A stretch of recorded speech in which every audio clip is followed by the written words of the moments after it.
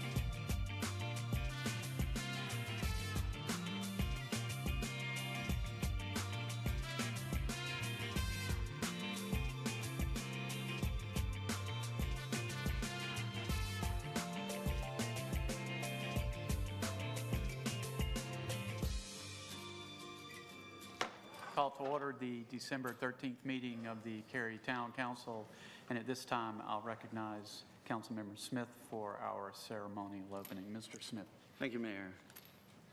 Well, it is the holiday season, and there's an old phrase, these are the times that try men's souls. And I think that, if we reflect on this past year, it's been a very divisive year in our country, and I hope that we take this holiday season to all step back and reflect on the goodness of America and the goodness of our community. And I wish you all a very blessed Merry Christmas and a happy and joyful New Year. Please join me for the Pledge of Allegiance. Thank you. I pledge allegiance to the flag of the United States of America and to the republic for which it stands, one nation, under God, indivisible, with liberty and justice for all.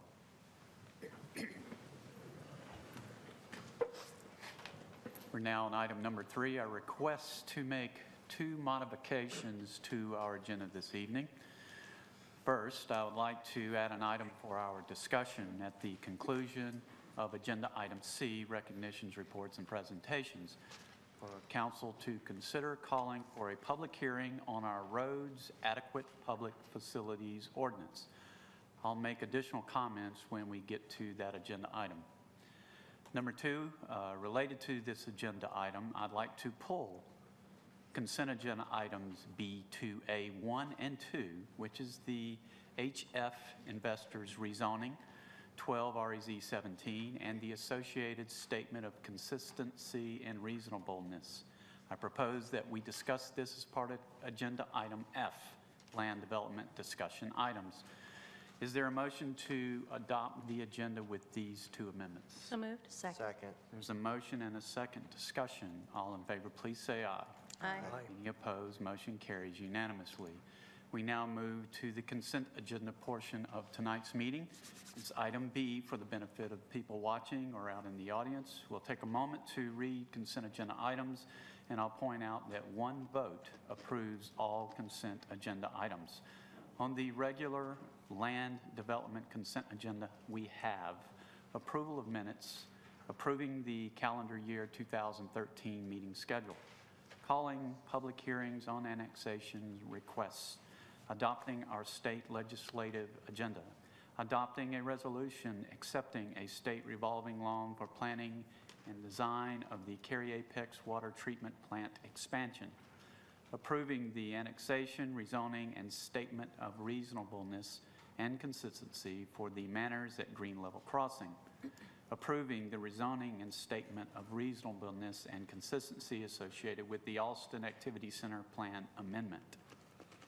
As a reminder, we'll discuss the HF Investors rezoning as Agenda Item F. Council Member Robinson, I'll ask you to briefly summarize the Operations Committee consent agenda items. Thank you very much. There are several items on the consent agenda from the Operations Committee.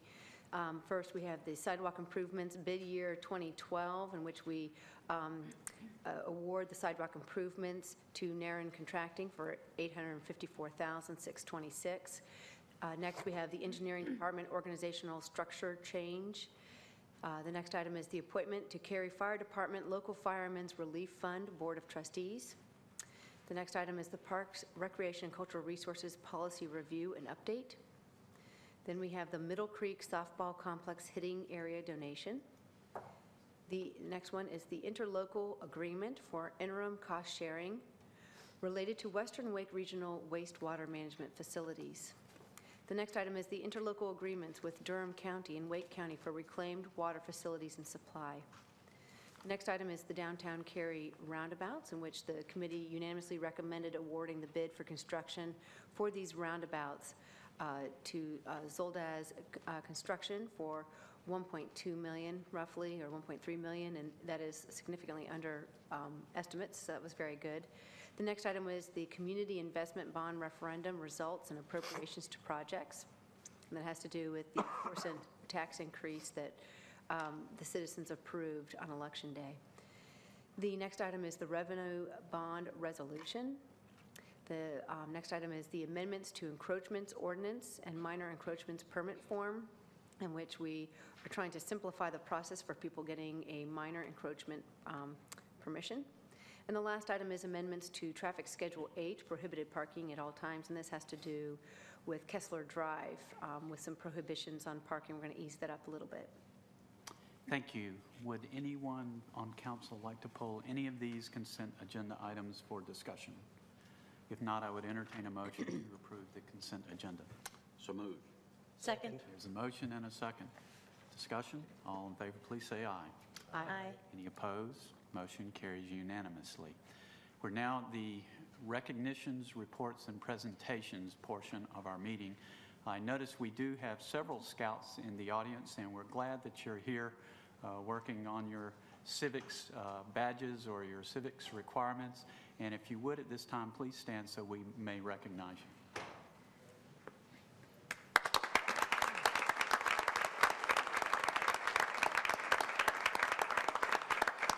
Thank you so much for being here. We're now at item 1 on recognitions, reports, and agenda, and I would be honored if Representative Weiss would join me at the podium.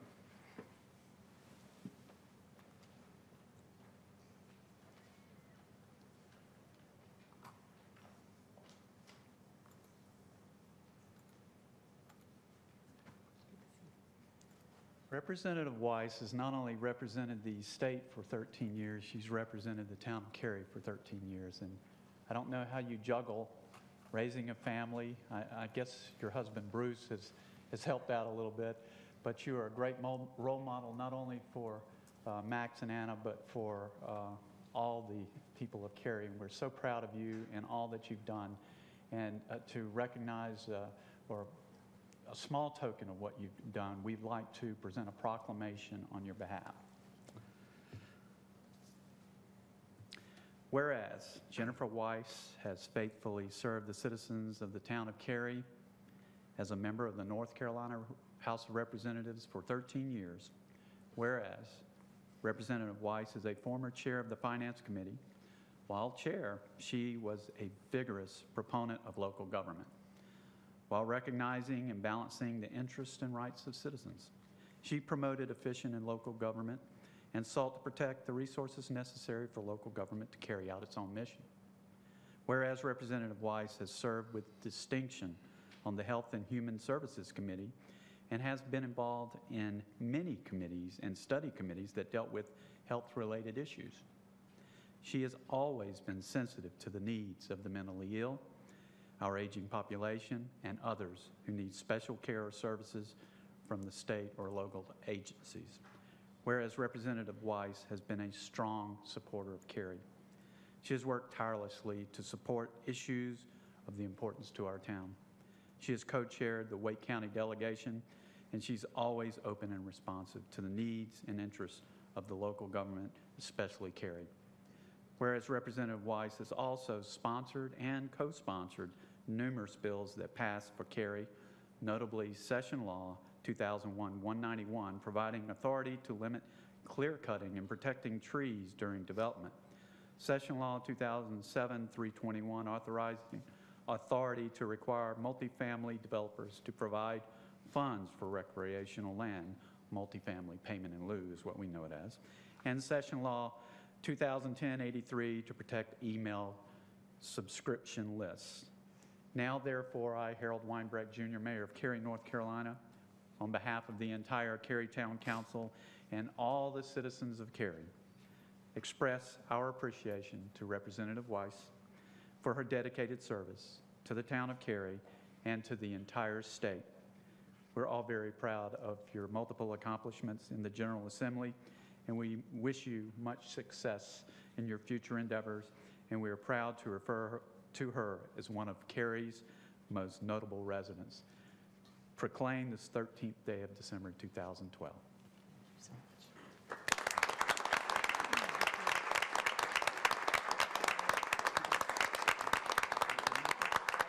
I just want to say thank you very much. It's an honor to be with all of you tonight. I appreciate the invitation, and it's been a tremendous honor to live here, to be a citizen and resident of Cary, and also to help represent this community. And thank you. Thank you.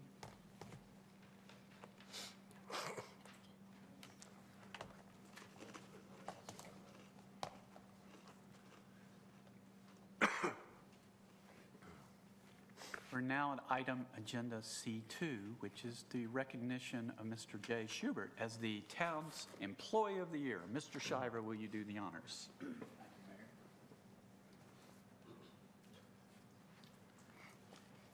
And I would like to ask Jay to please join me here at the podium.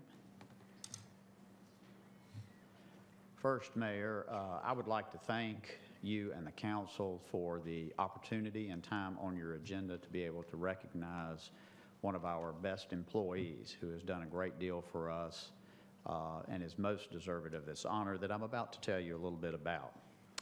As council is aware, the town of Cary each year recognizes one of its staff members as an Employee of the Year. Nominations are solicited from town staff and from citizens, so it's a broad participation. Finalists are then selected, and this year there were a total of 16 finalists, which is a pretty high number, and I believe it's because there were a high number of nominations and the quality of these nominations were very high. So it was a difficult decision. It is every year, but it seemed especially difficult this year, so we have so many that are deserving. On December 5th, at the annual employee luncheon, which a number of you were able to attend, the Employee of the Year honor was bestowed upon Jay Schubert. Jay functions in the capacity of Public Works Event Liaison, working with the Parks, Recreation, and Cultural Resources staff most prominently, but Jay works and his team works with virtually all departments throughout our organization. We believe he represents the best of what our organization strives to achieve at the direction of council in all of its staff members in order that we can best serve our citizens in a way that is embodied in our mission statement and the statement of values. Jay's role in our organization is critical to the effective operation of so many important events that everyone here tonight and most of our citizens enjoy throughout the year, year after year. Some of these are lazy days, some of our major festivals. We also have so many events, concerts, sporting events, dedications, groundbreakings. We keep his crew busy all the time, more events than probably most people realize.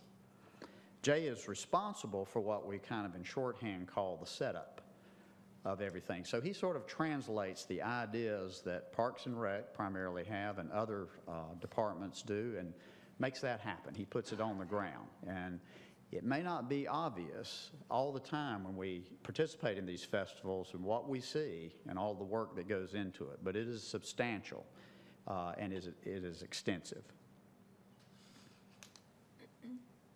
Not only does Jay provide superior service himself as Employee of the Year, but he has built an exceptional team that works for him and works with him. And I want to point out that the nominator for Jay was Joy Ennis of our Parks and Recreation and Cultural Resources Department.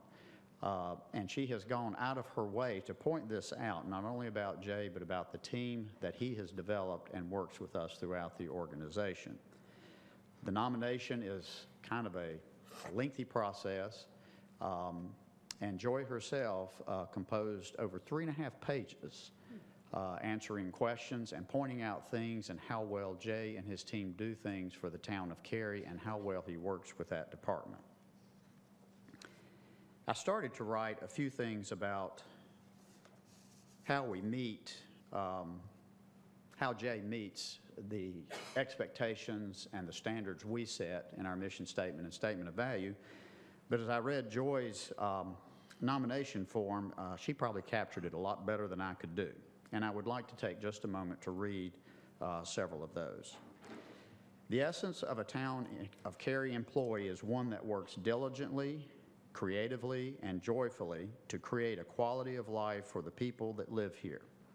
This employee routinely exceeds the expectations of our citizenry.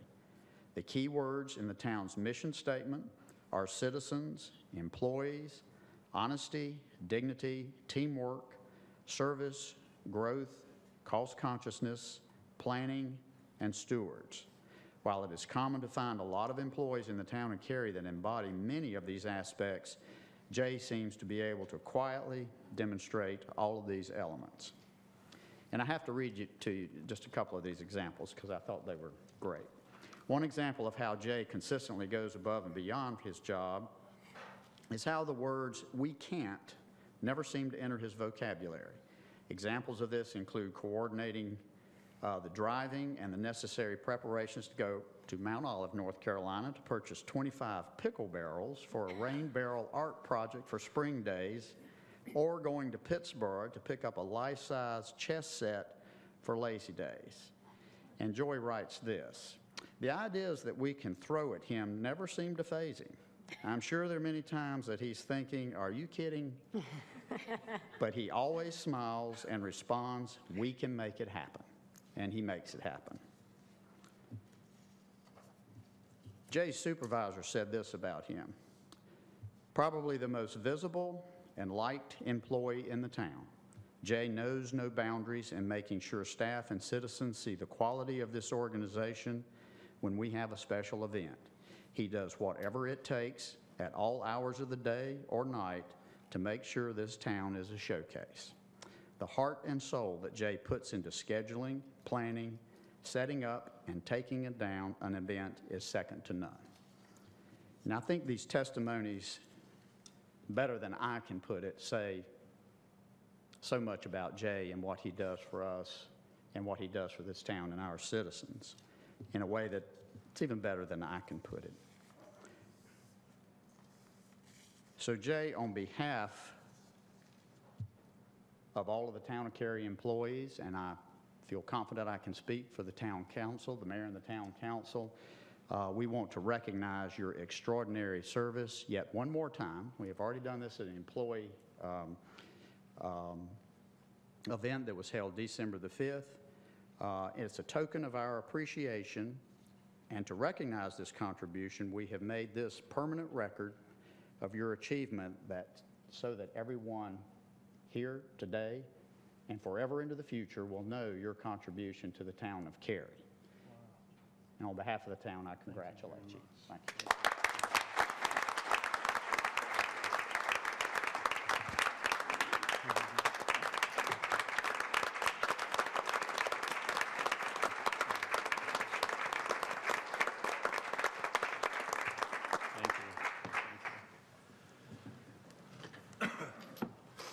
Thank you so much. Mr. Schreiber, thank you.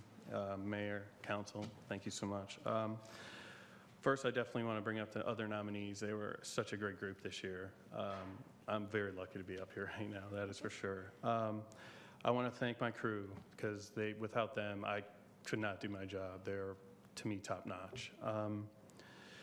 And I would definitely want to thank the whole Public Works Division and PRCR Division that I work with so closely on a daily basis. They are, to me, the best you can get.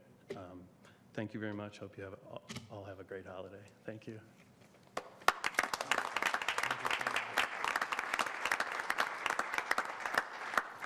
And Mr. Schubert, thank you for being a role model of a great public servant. Thank you very much.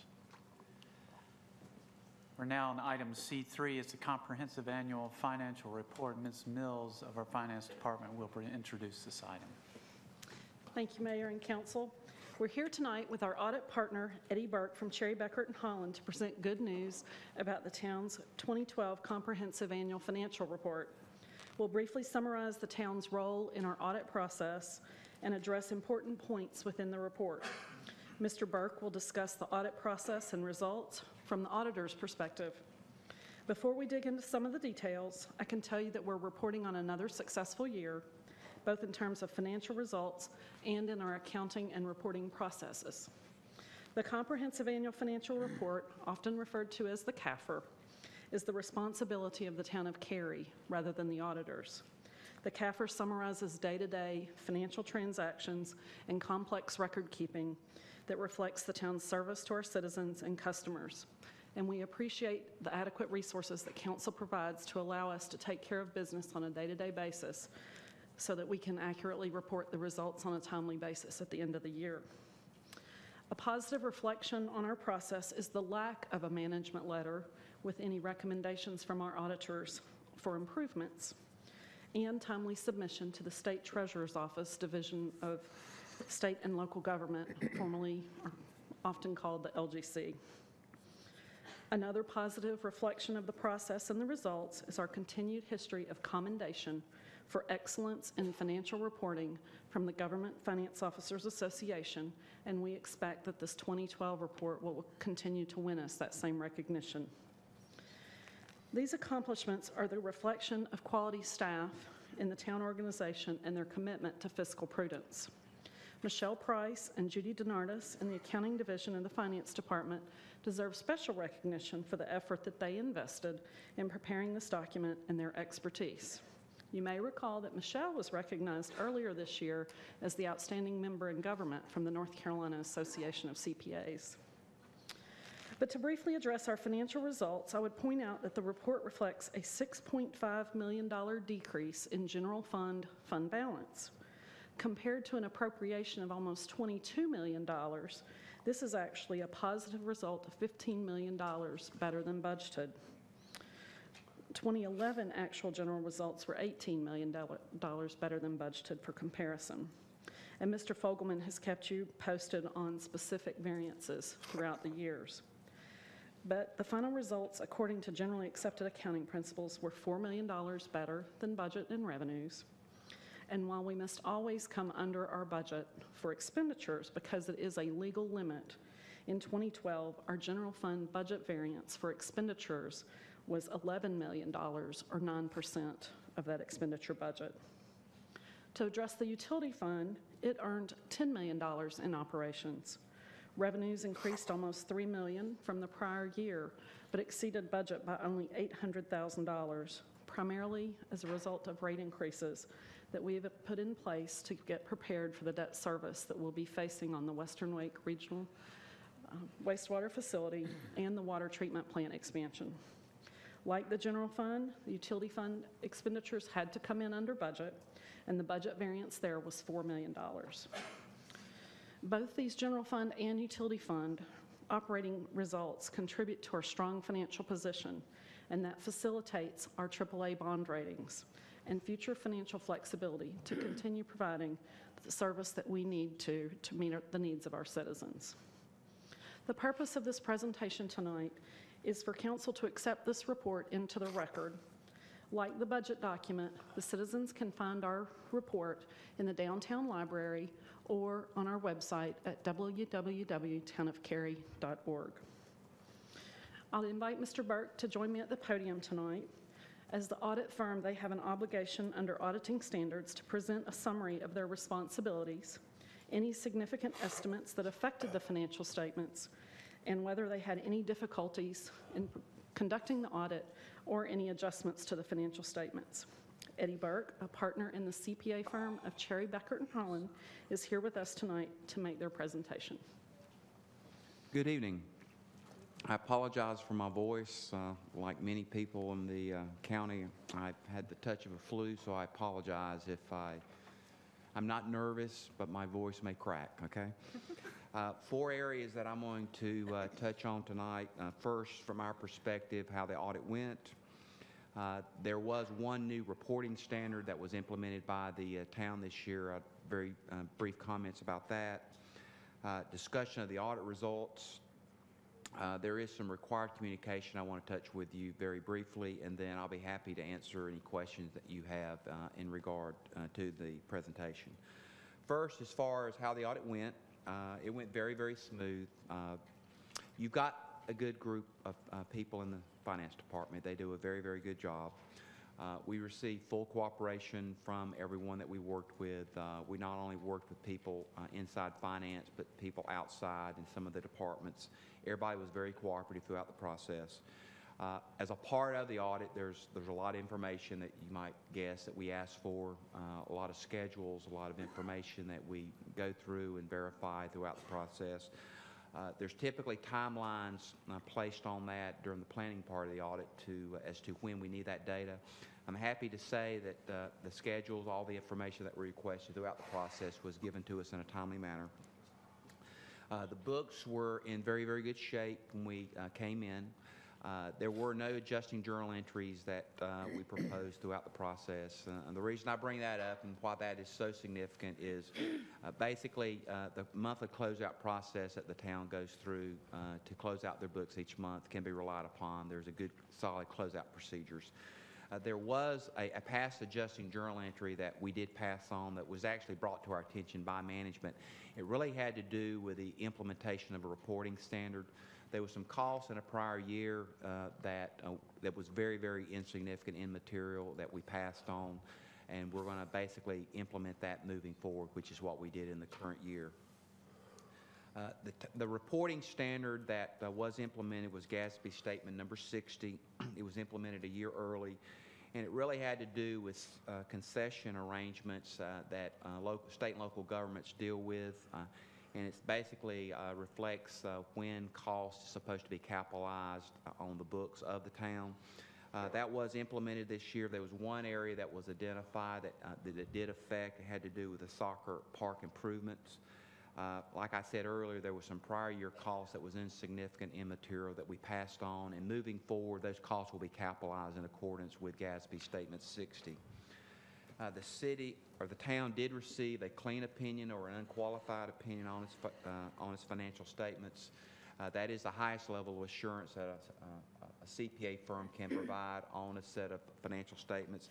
Layman's terms, we believe that the statements can be relied upon by the council, the citizens, and the federal and state agencies that rely on the statements, and the bonding and the bondholders of the towns.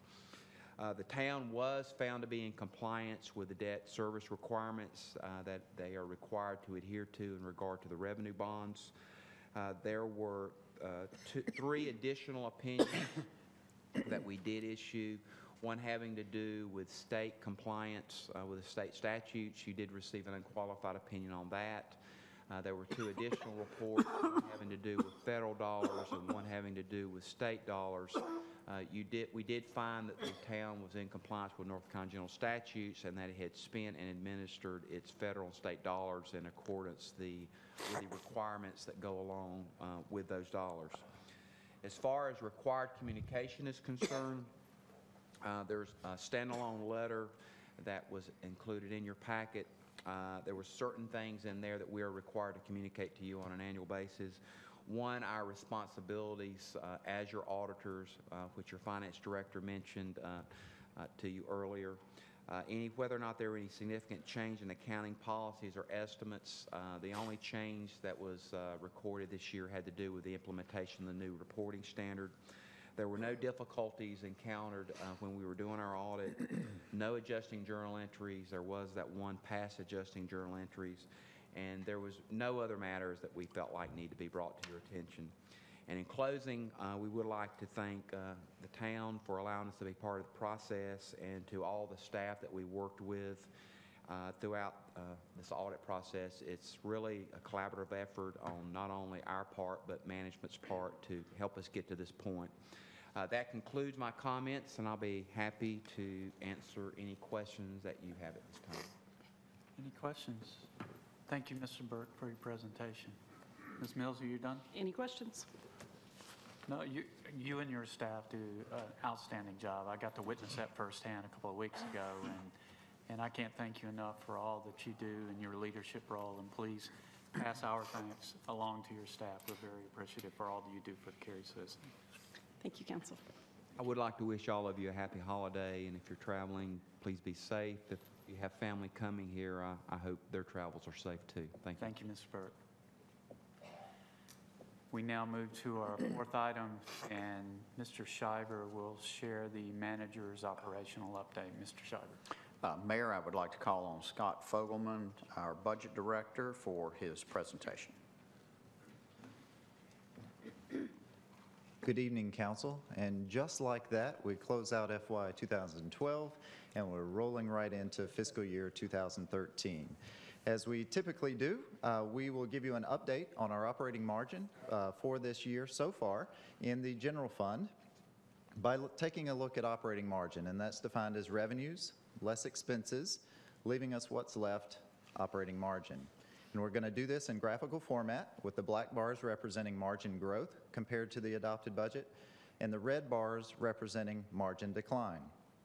With the adopted budget for fiscal year 2013, we actually had a margin of 0, with our revenues matching expenditures of $121.8 million. We have had positive tax billings thus far through the fiscal year. We expect that our ad valorem tax billings to total approximately $57 million more than we budgeted, based on our $21 billion tax base, that will result in approximately $185,000 additional tax dollars coming to the town this fiscal year. In addition, our tax collection rate is expected to equal that of last year. However, when we build the budget for the fiscal year, we are limited to only have the collection rate assumption that we had already reached the prior fiscal year. So we were limited to 98.5% in terms of collection rate. However, at the end of the last fiscal year, we approached 99.4%. So should that materialize again, we would expect to achieve approximately $400,000 in additional revenue this fiscal year compared to our budget. Our sales tax revenue compared to budget through the first quarter, we've achieved $240,000 better than our budget for the first 3 months on our annual budget of $22.8 million. So far, fiscal year to date, we're about 4.4% better than our budget level. Our privilege license revenue continues to perform a little bit better than our budget expectation, expecting about $75,000, or 4.7% more than our $1.6 million budget for the year. And our variable rate debt assumptions compared to budget continue to perform favorably. Thus far through the fiscal year, we've experienced about $50,000 better than our budget expectation, which leads us to currently a year-end operating margin compared to budget of about $1 million, and that represents 0.8% better than budget on our $121.8 million general fund budget for the year. And with that, I'll turn it back over to Mr. Shiver. Thank you, Mr. Fogelman. As you'll note, this little bit rare picture. You don't see any red bars. We were just talking about that. It's a We record. like that. It's Be not nice. that we don't like red, but we just don't like it here. That's right. It'd be nice if we could keep that away, but I'm not real sure we can do that. So enjoy this month's report while you can. Yeah. Mayor, there's one other item I would like to mention, just as a way of highlighting something that I think has already been publicized, and council is certainly aware of it, as I believe much of the public. But I did want to point out and give credit to Cary Police Department for earning the accreditation gold standard, a new type of accreditation or a new format for accreditation that was instituted in 2011. And it was our turn this year. Our reaccreditation came up, and we were sought reaccreditation under that standard, and we received it, and are the only, as of right now, are the only agency in North Carolina that has achieved that. Its importance, I think, for us is that it is more rigorous, but even more important than that, just the rigor of sort of complying with what is required to receive the award, is the fact that it was changed in a very significant way, and we're very pleased with it. Even though it causes us more work, it provides a much better benefit in the sense that we now, the accreditation process more explicitly recognizes the impacts of following the standard accreditation process. So for example, they don't just look at, did you meet this or did you meet that, but they look at what the overall impact of a particular program or a particular operation might be on the community at large or on the agency. So we find it to be a much better standard, even though it requires us greater effort to do it. But I believe the benefits are greater for our agency, for the town, and for our citizens, most importantly. So I just wanted to give a thanks to Chief Bazemore, her command staff, as well as all members of the Cary Police Department for really a job very well done. I think this still shows that we consistently lead in the area of public safety and safety in our community in general for our citizens, and I'm very proud of that. And I know that's a very focused direction that we always get from this council about maintaining our safety record. So just wanted to take a moment to highlight that, Mayor, and that ends my report. Thank you. Good report. Our next item, we're going to postpone for a little bit. It's for Mr. Stevens, or Senator Stevens, and he has another engagement. He's going to be here a little bit later. So we're going to move to item number 6, which is the Technology Task Force. That's item C6. Councilmember Bush, this task force was a result of your initiative, and you served with these members as their council liaison. And I'll turn it over to you to say a few words, and then I'll ask the task force chair, Ian Henshaw, and member Hal Goodtree to present their recommendations. Ms. Bush. Well, thank you. First off, before they give you, this esteemed representatives of the group, give you their 15-minute overview of a 254-page report, which there'll be a test on at the end. I'd like to tell you a little bit about what their goals and objectives were, and very quickly what it took to get there. This group was tasked with taking a look at how to leverage and improve technology services to citizens. As you'll see soon, they took a look at everything from our website to social media to open data, how to engage citizens using technology, as well as how to leverage technology to enhance economic development, which I thought was quite innovative as well. The 9 people who these wonderful gentlemen are representing were actually 9 of 30 applications, so there were quite a bit of interest when it came to spending this much quality time with people in a locked room. Originally, they were supposed to meet for just 2 hours for 8 meetings, but they had so much fun that they would often spend 2 to 4 to sometimes 5 hours in a room together. And if that wasn't enough, they also created subcommittees so that they could spend even more quality time together. Each had homework and research that they did, and then brought those findings back to the group. So I give them a great deal of credit for going above, certainly above and beyond what I'm sure they thought that they were tasked with. Not only did they act in this formal capacity for the town, but they actually got other people involved, right? If it's so much like when you're, what was it, Huck Finn painting the fence, right? It's so much fun. Wouldn't you like to be part of this as well? So they were the first ones to try a number of pretty innovative activities for the town. First ones to have an electronic meeting. First ones to create a blog that actually put all their content out on the web for citizens to comment on. They actually created subcommittees that included other people outside of the task force. So I think they've broken new ground when it comes to how to volunteer. And I have to give Mr. Henshaw a great deal of credit as one of the few people on the task force that had ever volunteered for the town before. He herded quite a lot of cats. So I really extend my thoughts and my good thoughts and congratulations before they start their 15-minute, 250-page report. So with that, I will ask Mr. Henshaw to start up. I am Ian Henshaw. I'm the chair of your technology task force. And yes, we do have a report that's already submitted that's over 200 pages long. And hopefully we'll have a much more lively presentation that Hal Goodtree will give the presentation. Thank you, Ian, members of Town Council, Mr. Town Manager. Did you say 15 minutes?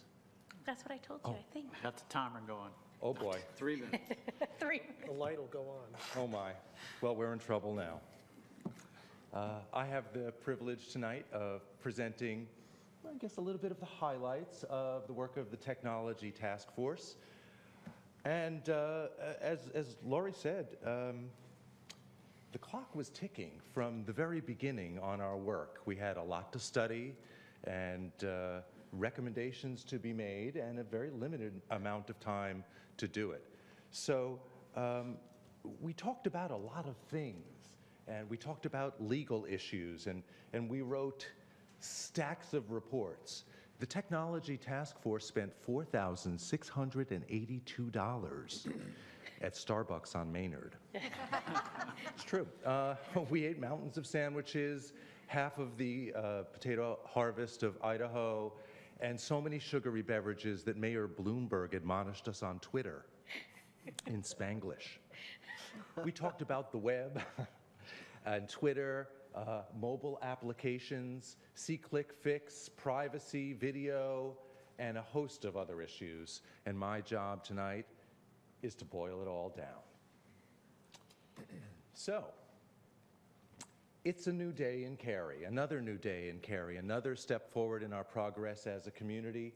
And as I looked at that whole sea of stuff, I tried to boil it down to two words that summarize the whole thing we were talking about, and that you could use to guide you as you read the report and listen to this presentation. And those two words are technology and engagement. Technology and engagement. And just to help shape the discussion a little bit, I grouped them into three general areas. Stuff that happens on the web, stuff that happens in real space with real people, community, and external issues that affect our future in technology and engagement. So let's start with the web.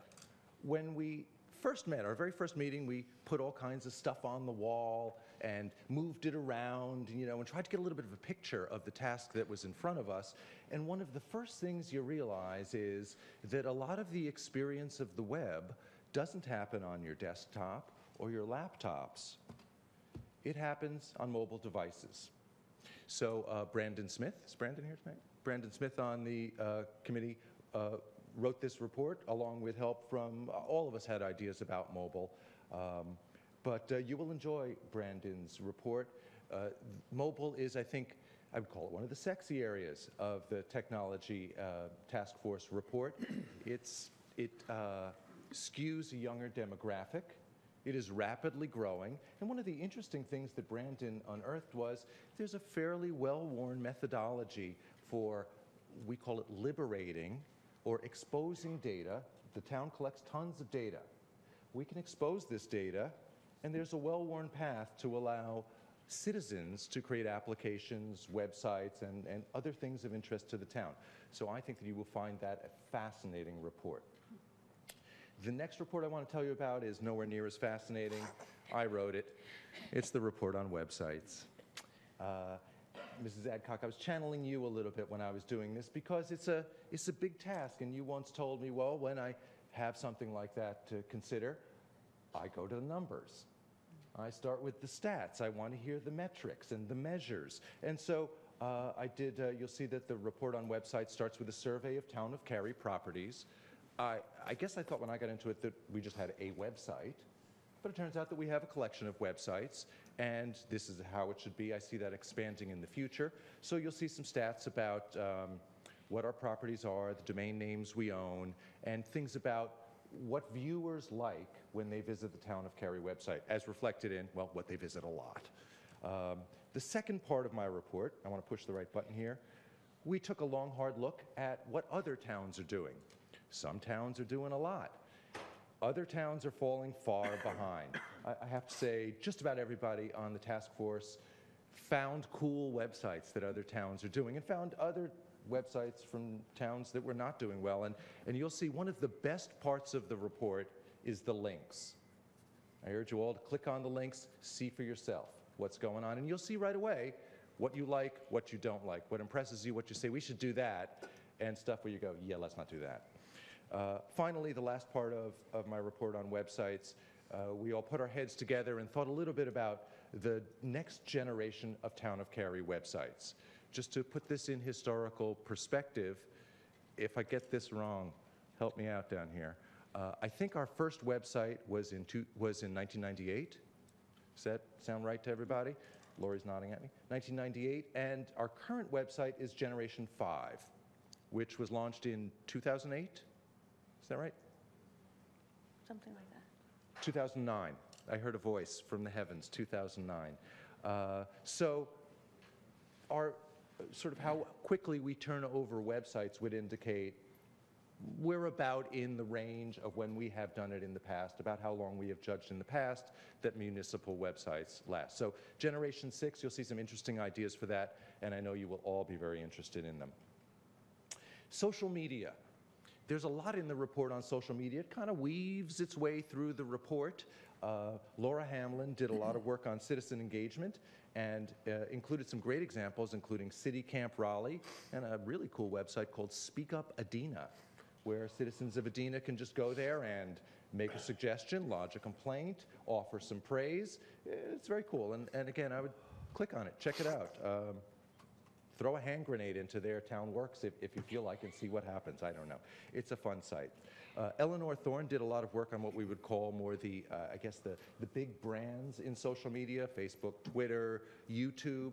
And Eleanor, again, looked at what other towns are doing, what best practices are being developed around the country, and has some recommendations, suggestions, places to go for more information about policy, training, and staff regarding social media. Open data. Open data was something that I didn't know a lot about. I learned a lot on being on the technology task force. I learned that the things I know are outnumbered by the things I don't know. What you see here on this screen grab is actually the data catalog of Washington, D.C. Washington, D.C. has liberated, surfaced their data, exposed their data, and here's a catalog of all the data they have exposed. You can go see this. There is a link in the report. And what happens is it's just a stream of data. But then other people, as I talked about just a moment ago in the mobile apps, other people can create apps about that. They may be apps about greenways, for instance, like the R Greenway app that you can get on your mobile phone to navigate you around the greenways in Raleigh. Right now, we're not hooked up to that, but we could be. And that's just one example of how liberating or exposing our data is a good thing. However, there are some big privacy concerns with doing it. because right now our data is all commingled. And what we need to do is separate it out into the part that should be public and the part that is actually a security risk to our citizens. I think we all, and we talked about this a whole lot during the course of our meetings, I think we all came away with the notion that Bill Stuyvesant Technology Services has a very good handle on it, and if the Town Council sees fit to direct him to do so, he and his staff can help us liberate, expose data, and take part in the open data revolution. I hope I didn't mangle that too much. It's not my area of expertise. I wrote the report on video. Video has the potential to be the most engaging of the different ways we communicate with citizens. Video has the most potential. And again, I started with an analysis of what do we got? Really just, let's start with the facts. So you'll see in the report, and it's probably stuff you've all already seen before, what our capital equipment is, what our staff is, what our replacement cycle is, and I also rounded up as much information as I could on what programs we produce, what we would call outputs. Now, of course, Cary TV 11, as it's called now, is a legacy of government cable access days, and we gave some thought as a group to how do we transition this to the YouTube generation, because I think that there are different requirements, different kinds of programs, different opportunities that are presented by social media, and we're going to have to do some things differently to take advantage of that.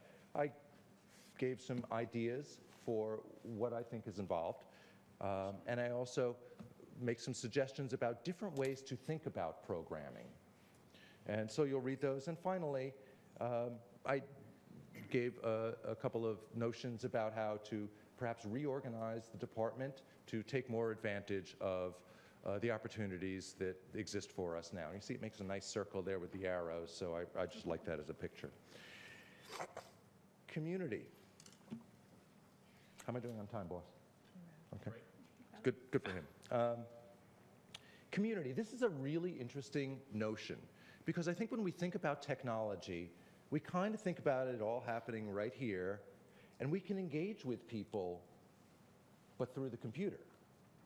Turns out that there's a lot that we can do to boost our cred as a technology town by engaging in real space. Jamie Dixon did a lot of work on this. Jamie's sitting back there wearing a tie. And we came up with a term. We would like you to consider the notion that Cary could be a community technology hub. Community technology hub. Now, we thought about this a lot, and I'm not sure those are the right words yet, but here's the thing. When you think about a town as a technology hub, well, that could be companies. When you think about, well, Cary's a tech town, it could mean that a lot of the people who live here are involved in technology. But when you talk about a community tech hub, we're talking about bringing people together into real space. And this has so many advantages for the town. One of them is cross-pollination. So if we get everybody together, we can cross-pollinate them with other ideas about parks and recs, about programs, and about events. These may be people who live in town but have never participated in that kind of stuff. Some of the things we talked about are things like hackathons.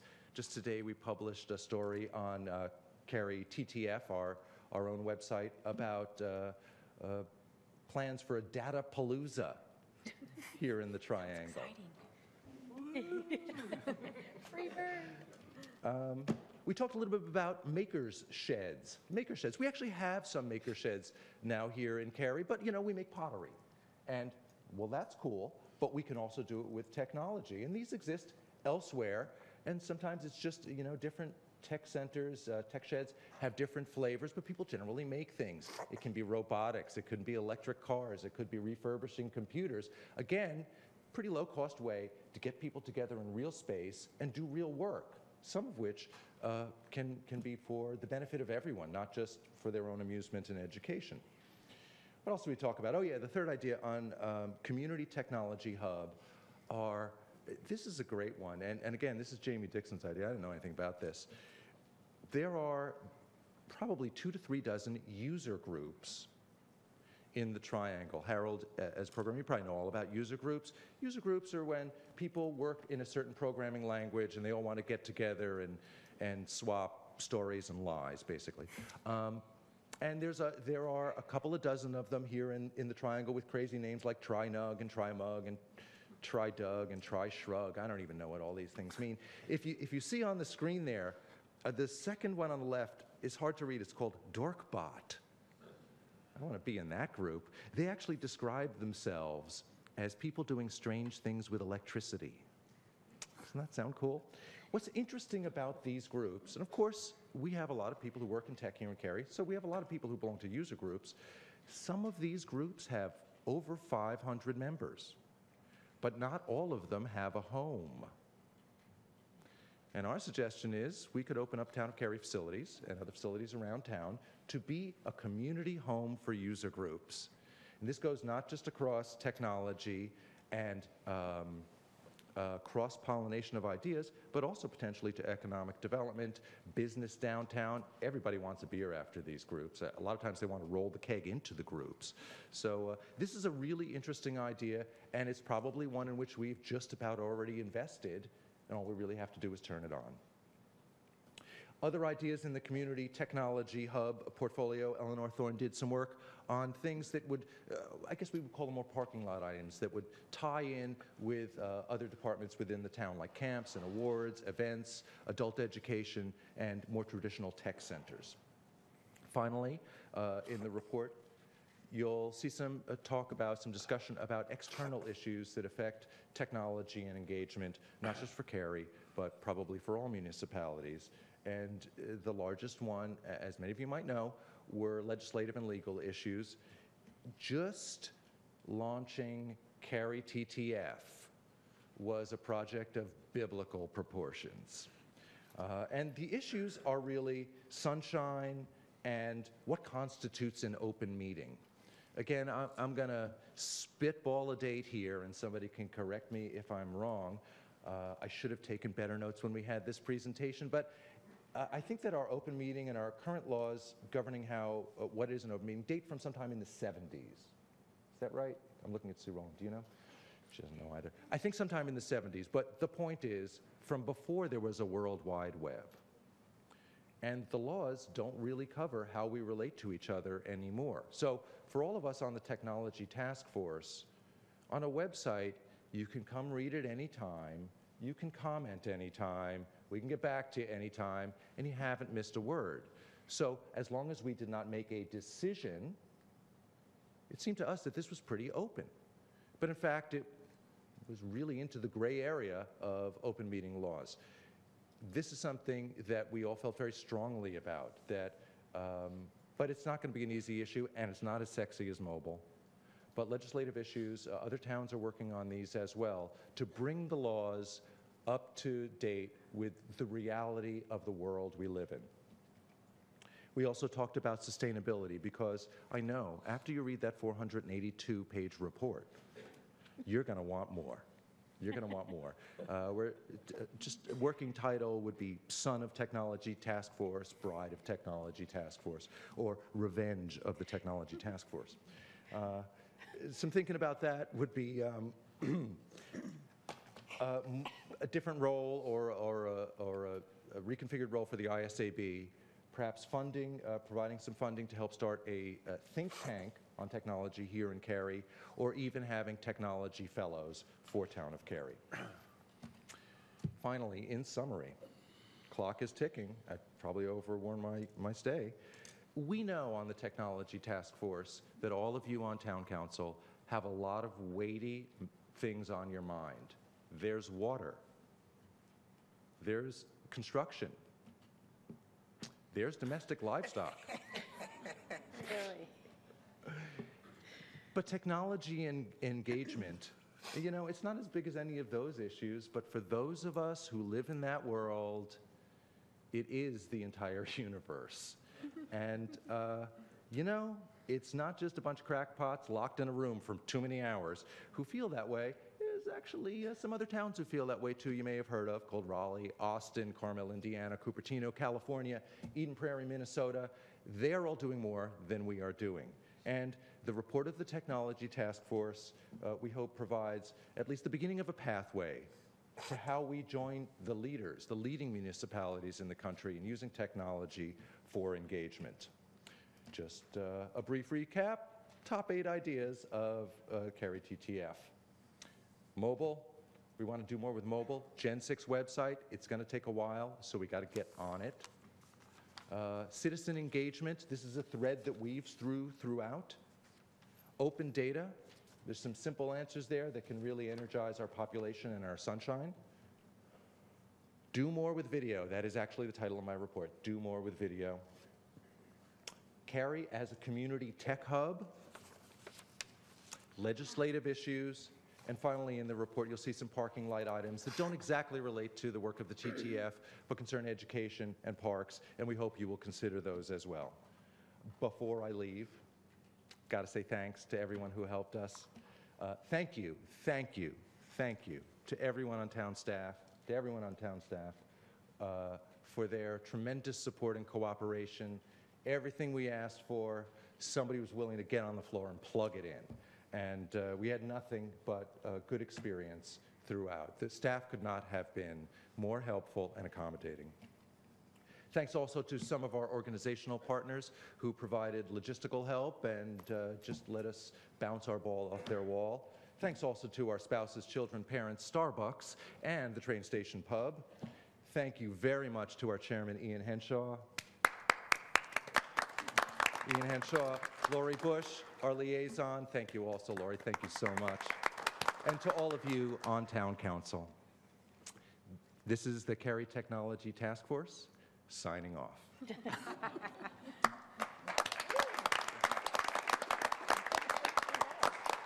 Mr. Goodtree, Mr. Henshaw, we really appreciate everything you've done, and we're going to get into a discussion, and we're going to have questions probably for you. But before we do that, I would like to move back an agenda item and recognize an honorable guest we have in the audience. If you would allow me to do that, and then we'll get right back with you in just a few moments. We do have in our audience Senator Stevens, and if he would, I would ask that he would honor me with his presence at the podium.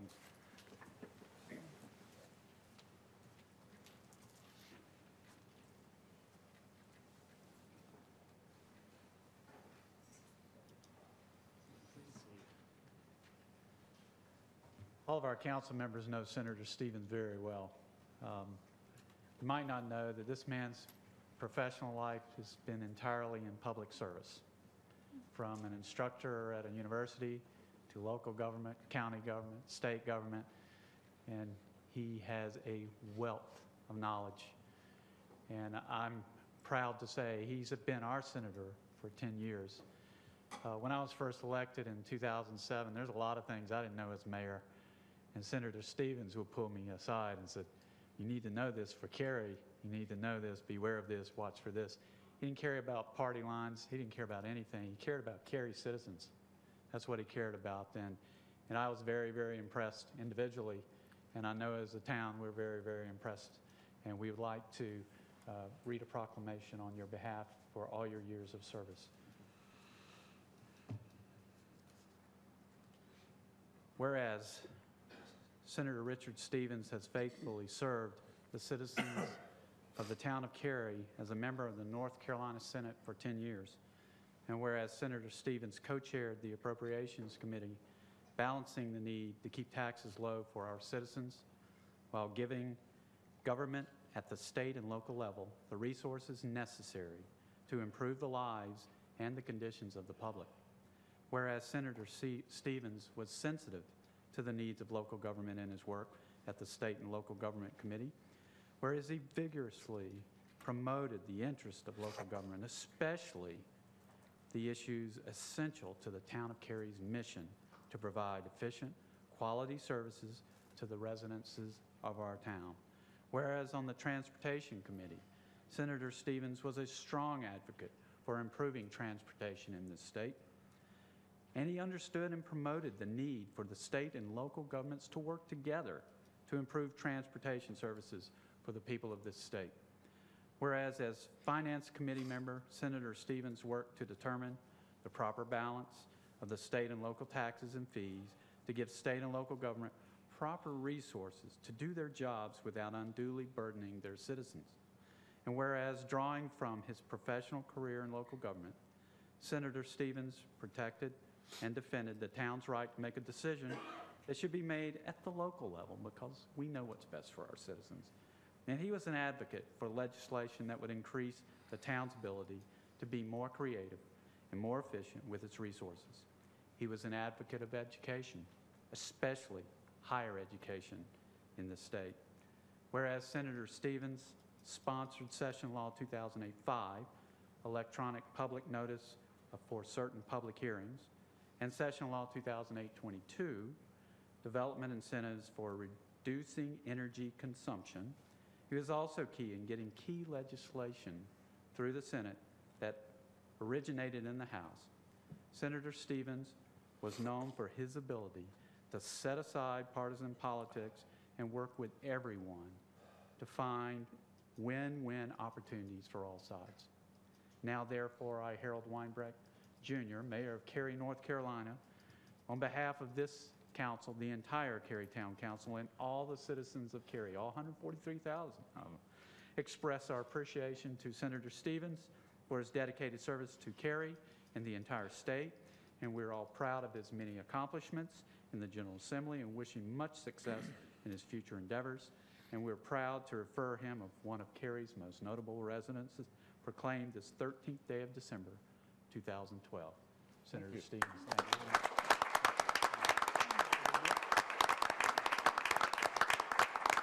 Thank you so much for that high honor, and I appreciate your taking time out of your busy agenda and out of turn, too. I want to tell you where I was. I was over at the School of Government, and I bet, Ben, one of your staff members called somebody there today about an issue related to your town. And they were recognizing a very special person, Governor Holzhauser, with a new professorship there, and I especially want to be there for that. So thank you for indulging my tardiness tonight. And thank you so much for letting me represent Cary for the last 10 years. We moved to Cary all the way from Raleigh in 1980 and called it home ever since, and plan to be here for much longer than this, we hope. Raised our family here and made our home here, and it's a delightful town that you've made and such a great place to live. And I just appreciate the opportunity to represent you, and I'm not going away. I'll still be active in civic affairs in some other ways, but I'm done with politics. Thank you so much.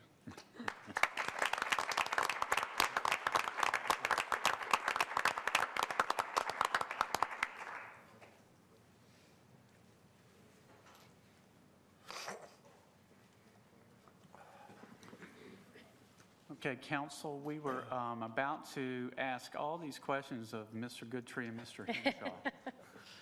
So we're going to ask them back, or at least Mr. Henshaw back.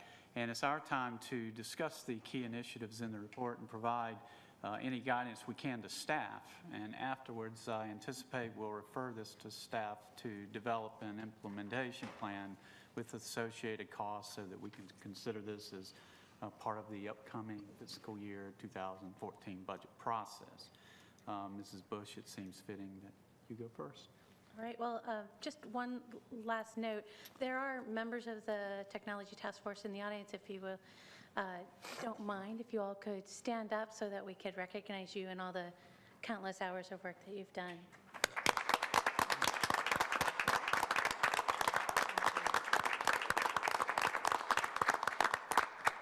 Thank you. In reading the report, the recommendations that the Technology Task Force put forward, I thought were very succinct, and they not only put them in priority order, but they also did a good job in estimating some of the costs, which items were strategic and which were tactical. So some of those were prioritized, the tactical ones, what I might call low-hanging fruit, that might be easy to do but get us a lot of bang for the buck early on, or maybe around some of the mobile activities, some of the looking at open data strategically and tactically. And so I don't know if we would like to move forward by looking at the recommendations and asking staff to go off and put together an implementation plan along those, or if you'd like to discuss some of those and get some feedback from council. I would prefer to get a report from town staff on the recommendations and, get their perspective on things, and Sure. And then at that point, I think we as a council could decide what we want to do, which ones we want to move forward with, which ones we want to plan for the future, that kind of stuff. But I'm a little hesitant to, send staff to go do something without getting their input first. Oh, yeah, I'm sorry. My comment was really based on if we wanted to give staff additional guidance on what to look at, because there are a significant number of line items in the report. So, for instance, if we'd like to say, look at the top 8 items that were presented by the Technology Task Force, there's probably maybe 53 recommendations or something like that. They just presented the, what was top 10, top 8 tonight. And I think that's an excellent start. I just started reading it, and I think I got 1/3 of the way through, and there's some fascinating things I read in there. For instance, and I can back this up with my own 2 children, everybody over 25 is increasing use of email. Everybody under 25 is not using email. How do you meet both of those Some needs? of us over 40 are getting away from email too. All right, and some of us are What's an email? But there are all kinds of almost conflicting issues to figure out, and that's going to be a daunting task, especially as you start to tackle each one of these issues. And so I think we ought to narrow it down for staff first and see what they can come up with that, and then give us a chance to also absorb all this, because there's a lot of stuff in there that I'm going to have to read more than once. Because there's stuff in there I don't know what it is. Well, so I'm going to be calling you and say, what does this mean? That's fine. I think the part that, I'm not sure the word troubling is the right word, but I think the biggest concern is that it's not just something that Cary's going to have to deal with, but the state is going to have to deal with, and that is the whole concept of the legal foundation, which is archaic and doesn't really meet the intent anymore. And how does it converge on technology that is overwhelming the system? I mean, somewhere in all of this, I think we're going to have to differentiate some of that low-hanging fruit that we can take advantage of right away. But there's a larger issue that I think we're going to end up having to take a leadership role in the state, and that is, how do we deal? Not trying to beat the system. In no way are we trying to diminish anything of invading into privacy issues or trying to work around issues of public exposure. We're not trying to hide things through technology. But I do think there's a big cloud up there that says, how do we take advantage of this new tool? And a lot of the cities that were mentioned are not in the state.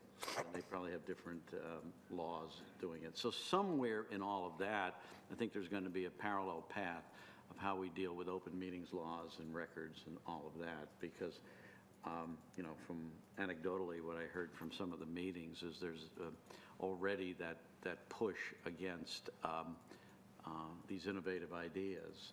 And, how do you deal with those innovative ideas and still, in letter and spirit, comply with open meetings and public records and all of the other things? And so I wouldn't even know what to recommend, but that is the biggest concern I see in limiting us in an area that, I think can be a powerful tool, powerful way to engage our citizenry, and a powerful way to make life easier in harnessing technology. And that's just a concern that I have. Now, I do think, that said, there are a lot of things that were in there that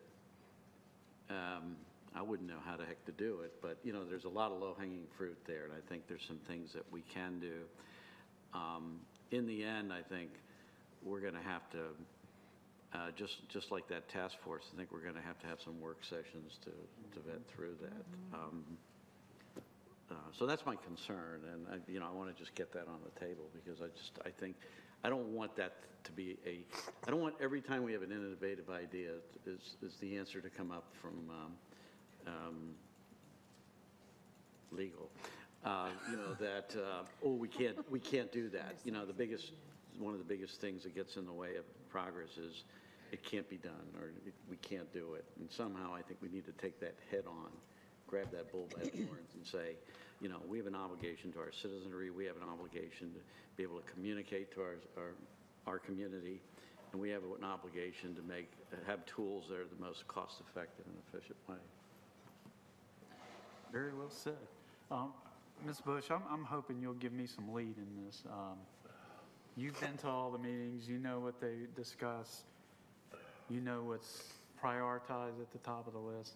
On the other hand, I know Mr. Shiver's down there and said, you guys are beating us to death. We're 8.5 employees per 1,000 residents compared to 11 for everybody else, so we're already thin, and now you want us to do more with less.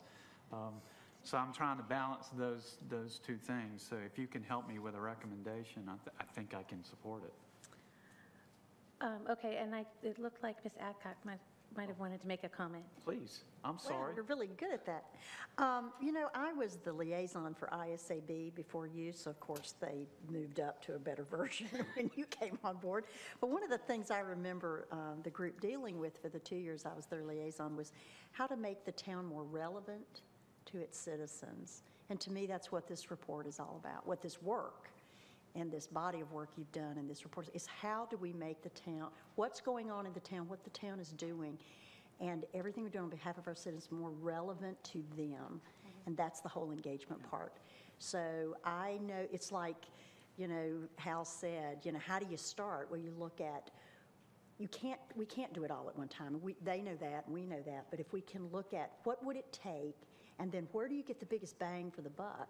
Some of it's the easy stuff, but some of it's the big stuff, but you got to get going. And I look forward to understanding more of this report. There's so much. I need a thesaurus to get through some of this. So I think Ms. Bush is probably the one to make a recommendation. Because I don't know if you take the 8 you know, each one of those 8 recommendations that you were able to give in 1 or 2 words is not one thing.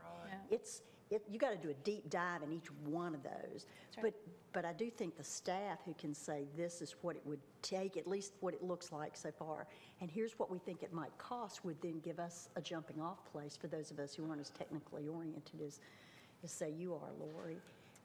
And it's very impressive, and also a report one definitely couldn't sleep through, Mr. Goodtree. Thank you very much. So what I'd like to suggest, and I'll make a motion in the form of a motion. I'd like to make sure, have the council accept this report on behalf of the TTF. And I'd like to take the Technology Task Force key initiatives, the top 8, and ask staff to create an implementation and prioritization plan based on the top 8. Now, I do realize that within those top 8, for instance, mobile had its own initiatives underneath it, but to look at the top initiatives within those reports. And are those numbered? Are those top initiatives? And I apologize for not remembering that, but it's each, so it's like 4 initiatives here and 6 over here. I mean, or is it less, more nebulous? The PowerPoint still up? Do you want to bring it back to the top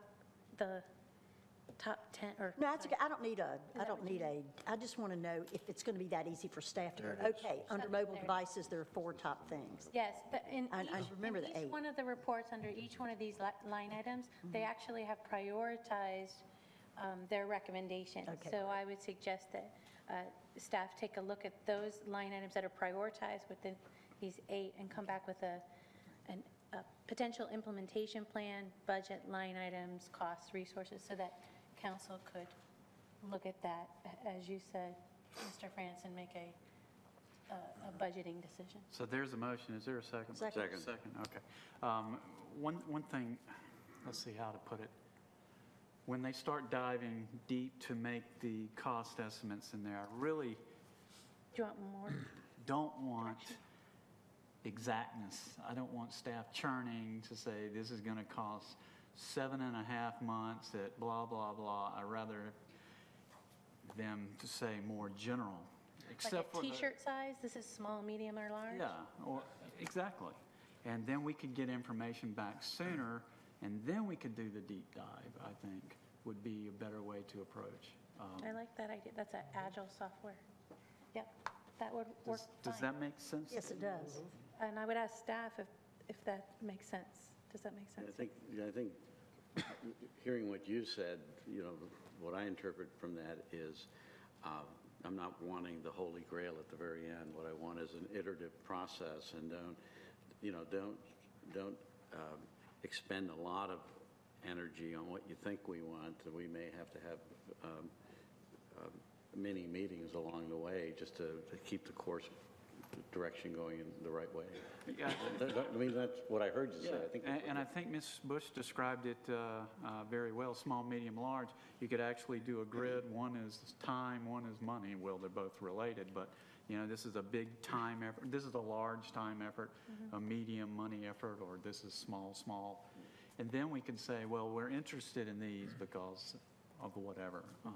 And there's been quite a bit of work done by the Technology Task Force in a spreadsheet that was part of the work effort where they took a look at that. So some of that work's actually already been completed. Okay. They just didn't provide all of that data within the report, but staff has a lot of that.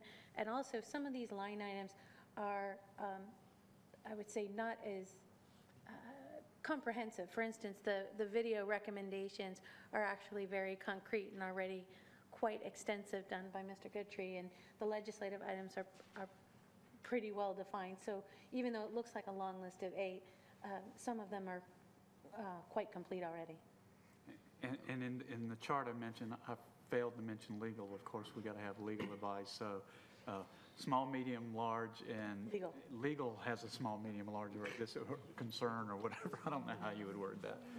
But that advice as well. It could be small, but a big legal issue, then that's a whole new ballgame. So make sure that's included. So we're going to get all this on video, and it'll be sent on gamma rays to our mobile devices, and that's how we'll start working.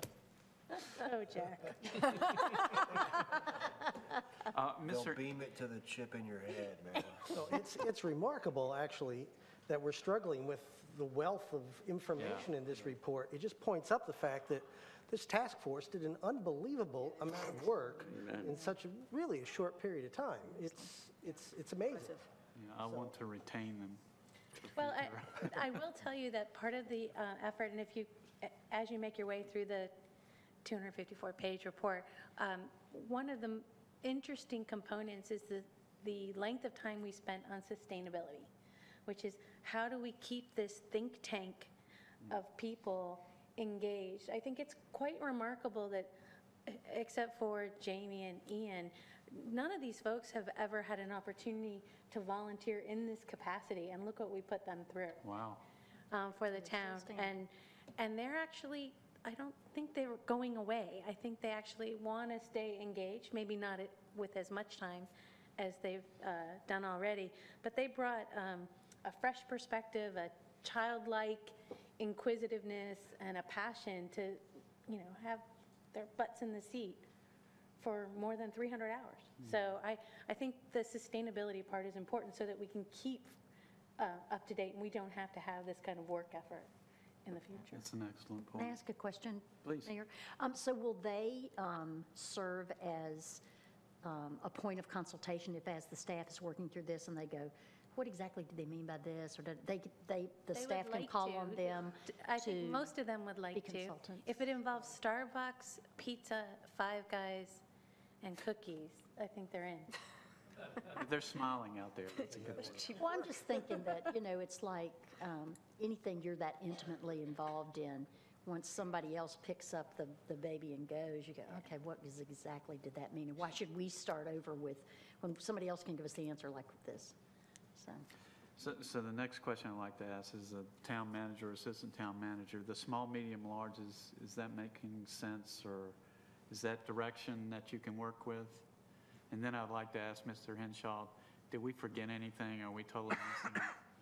No, I don't think you missed anything. I think, right at the end, we kind of summed it all up in maybe a philosophy. The town does a really good job in planning and implementing physical properties. I mean, when you come to town, you know that you're in the town of Cary just because of the quality of the landscaping and the construction and the layout of everything. And what we want is, we feel that the town should take on that same care in planning and implementing virtual properties, websites, social media sites, because I think that the town of Cary residents, the expectation is there. We see it in the physical properties, and I think we ought to be able to see it in the virtual properties as well. So we would like you to kind of adopt that maybe as a prime, recommendation from the task force. Very well said. Very good. So we have a motion on the table. Any other discussion? All in favor of this motion, please say aye. Aye. Any opposed? Motion carries unanimously. And once again, thank you, Mr. Henshaw, Mr. Goodtree, and all of the Technology Task Force for all the hours you put in. This is excellent stuff. And actually, I stopped reading because I ran out of time. So I can't wait to go back and read it. And it's really a good report. So I look forward to reading it and getting more information. Thank you. So that brings us to item number 7, which is what I added to the agenda at the beginning of the meeting.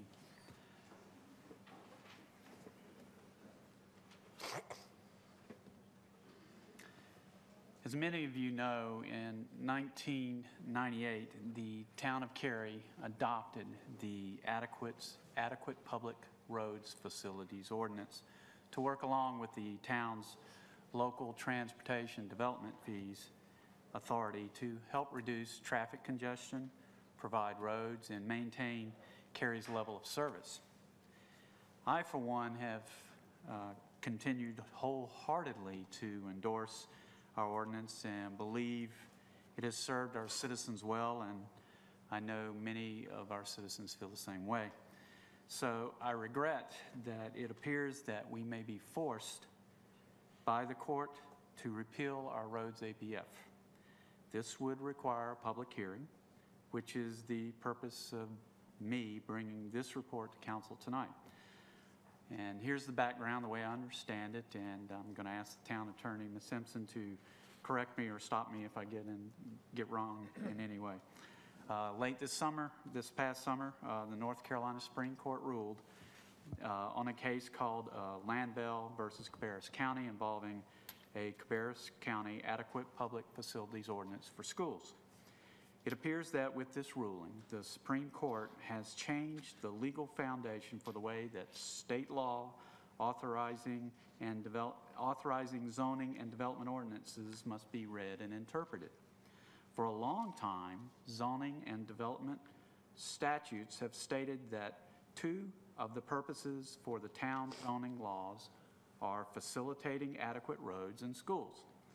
In Landville, the Supreme Court held that a county ordinance facilitating schools was not authorized, even though counties have funding responsibilities for school facilities. So while Landville didn't directly involve Cary's roads APFs, based on what we've learned from our legal staff, it looks like there now may be an issue as to whether our local government in the state can lessen congestion and facilitate adequate roads with an APF ordinance, even though that's exactly what state law directs us to do with our local zoning laws. Now, let me be clear that I, along with the council members I've spoken with, strongly believe that the council sitting in these seats in 1998 had the authority to adopt roads APF, and that the ordinance is not unauthorized today. But because of the recent North Carolina Supreme Court ruling and the court's evolving reading of local government's ability to adopt zoning and development laws, and given that this council has a duty to serve as caretaker of public dollars, we do need to reevaluate the way our authority is implemented and develop an approach that is consistent with the understanding of the Supreme Court's ruling. And while we do this reevaluation, we likely will need to repeal the town's Adequate Public Facilities Ordinance for roads soon. The court ruling and our potential repealing of the roads APF is extremely disappointing to me and probably many of you, but I want you to know that I believe that this council is strongly committed to using all the tools we have available to deal with traffic concerns, especially those that could impact the safety of our citizens. And if we work hard and take all this in stride and see this as an opportunity, I think we'll be able to find some ways to make things even better. For example, everyone knows that Council's been talking for years about wanting to have a different approach or smaller approach to the LDO to address transportation issues. And we're starting a town-wide grassroots community plan, and it's a big part of that will be how we look at transportation. So it's a good time to review and possibly update our transportation development fee ordinances. So for all of these reasons, I'd like to ask our council members if anyone would be willing to put forth a motion to direct staff to bring us proposed LDO amendments, including the repealing of all portions of Section 3.23 and ensuring traffic studies are required with rezonings, and calling for a public hearing on these LDO changes for the council's first meeting in January. And after we have addressed that motion, I have additional requests, follow-up, and separate motion will be needed for those. So do I have a motion? I'll make that motion well, I'll second that motion as you stated it, that Mr. Frantz. Okay. Further discussion? All in favor, please say aye. Aye. Any opposed? Motion carries unanimously. Now, for me simply to call for a public hearing considering repealing the roads APF should not be the end of our action tonight, especially since repealing the ordinance, the state law is not going to let us put in an effective moratorium on development, and we don't want to do that anyway while we work on things. There are several interim steps I'd like to see us take as a follow-up motion. Interim step number 1, I'd like staff to provide information and guidance to the Planning and Zoning Board on the evolution in the law and how it affects the consideration of transportation impacts of proposed rezonings and zoning map amendments.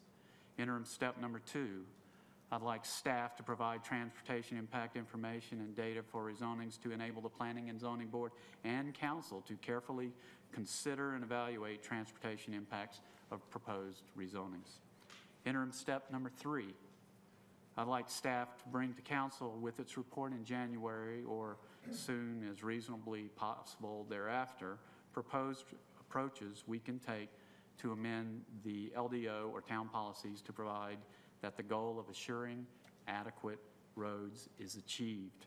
Now I want to share my ideas with everyone now, especially to the public, so that as we approach the public hearing, you, the citizens, will have an idea of how I, as one council member, am thinking in case folks want to address my ideas at the public hearing. So I'd personally like staff to take a look at first of all, the interim transportation development fees, possibly increasing them. Number 2, transportation development ordinance revisions and transportation development fee increase with our next budget. Number 3, other tools council can use in reviewing zoning map changes. Number 4, other tools and amendments that may be desirable and consistent with our understanding of how the Supreme Court is evolving the law. And back to interim step number 4, so that staff can proceed with considering the transportation fee increase. I'd like the council to authorize staff to retain a consultant to conduct a fee study. To do this, council needs to appropriate $300,000 from the general fund balance to the engineering department contracted services account for this study. And that pretty much covers my thinking at this point. And I'd open it up to council members to share their thoughts as well. And I'm also looking for a motion at the end of this discussion. Mr. Yerha. Start at this end. All right. I guess I'm proud to say that I was involved in the development and implementation of the APF roads ordinance back in 1998. It's amazing how time flies. At the time, APFs in general and our ordinance itself was not only supported, but it was hailed by some of the best legal minds in the municipal government arena at that time. The ordinance has served us well, as you said, Mayor, and I think it continues to do so. Based on this Supreme Court decision out in Cabarrus County, we've been advised now by some of the best legal minds in the municipal government arena to begin steps tonight to rescind the ordinance. And it's with regret that I have to heed that advice. In my wildest dreams, 4 months ago, when I was appointed to this seat, I never thought that I would be here to support the rescindment of the APF for roads. Never in my wildest dreams did I think this would happen. And I'm only doing so because I am confident that we can, and our staff can, come up with a way to replace this ordinance with some other ordinances and another process that will accomplish the good work that the APF has done for us for these 14 years. I'm hopeful that the new process will offer some opportunity to provide even more services and better protection for our citizens. And quite frankly, I'm really hoping that whatever we come up with is going to be simpler to administer and easier for everybody to understand than the APF. I mean, for all the good things it did, it was complicated. So I'm hoping we can move in that direction. Actually, I've said in the past that I never liked adequate public facilities because of the word adequate. Adequate is a wishy-washy word. I think our citizens deserve superb public facilities. They deserve extraordinary public facilities, and I still believe that. And I'm determined, and I'm sure with all the rest of you, to provide just that to our citizens. Very good. Ms. Bush?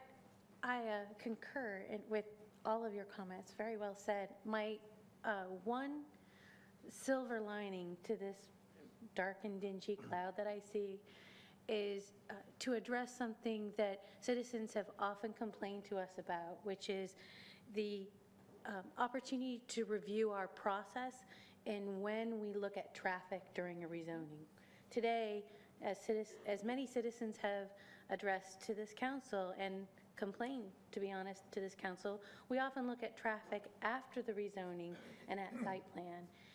And this offers us an opportunity to move the traffic study and the review of the safety of certain intersections or any road improvement at the time of the rezoning, giving greater visibility to the citizens on what the impact of a development will be to the surrounding area. So that bright and shiny opportunity is what I'm going to fixate on, and I hope that citizens, as they look at this, will understand that we have some clear opportunities to make this process better. Mr. Frantz?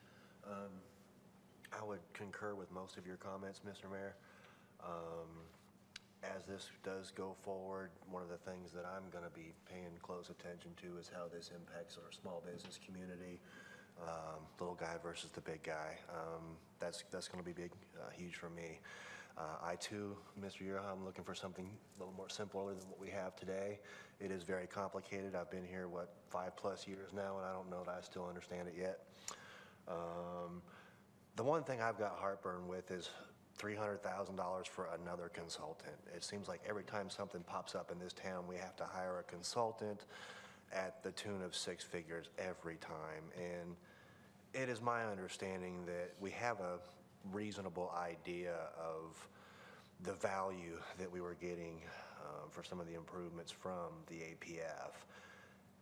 I don't know that it's going to take $300,000 to find a way to fill that gap. I've got heartburn with that. I do support most everything else, but if it's all lumped into one, I'm going to vote against it because of the $300,000 for the consultant. And we might can get staff to address that. They addressed it in our closed session, so I wasn't satisfied with that answer. It's my understanding that if you don't have something based on data that will have to be collected, probably by a consultant, then you open yourself for a legal challenge, and I think that's probably why. But I agree the price is hard to swallow. But Mr. Mayor, may I just add? yes.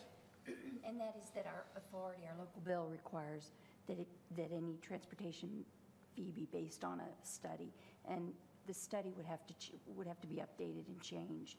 And we're now looking at changing the approach, since it won't work in conjunction with an APF ordinance. So there's a lot of different details and a lot of data that have to be evaluated. Does it say who has to conduct that study? Don conduct the study. And no, it doesn't. Doesn't have to be done by a consultant or anybody, right? Just professional. It would be a professional. It doesn't identify an outside. Mr. Smith? If I say anything, I may get in trouble. I just appreciate the comments from all that have spoken. It captures the essence of my thoughts. It's, having been around at the beginning, I think, Ed, you kind of captured it. And I think the whole silver lining we have is, as you said, let's get away from that word adequate and let's look at superb. Let's look at making, taking advantage of this opportunity. You've all said it. I'm not going to be redundant, and I appreciate your comments, and I think I echo those. And Mr. Don, those are valid concerns about cost, and it's one of those things where sometimes you just have to hold your nose and swallow it when you vote. So, I think that we have some opportunities for improvement by going through this process. You all have already stated there are some definite silver linings here. It's going to be more predictable for the citizens who have rezonings go around them, as well as for the applicants. A lot of times it's unknown until someone is well into the process what kind of improvements and costs are going to be incurred for a project. So I think this will help the citizens a lot. So, it's disappointing that this is occurring, but I think that we can make the best of it and come out with a better product. Ms. Adcock? And as the person speaking last, with nothing left to say except that we obviously should divide this motion so that Mr. Frantz does not have to vote the whole package down, I'd be willing to make a motion. Please.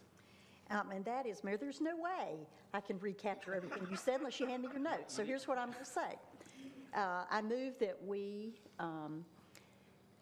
approve the items that the mayor described in his motion, which included educating P&Z about this Supreme Court case, such as we've been educated, bringing them and us up to speed on what our options and alternatives are, having a public hearing to discuss the proposed LDO amendments, having a temporary, what I'd call like a cost of living increase in TDFs, and then looking at the TDF structure so in a more permanent way, and that's the study part.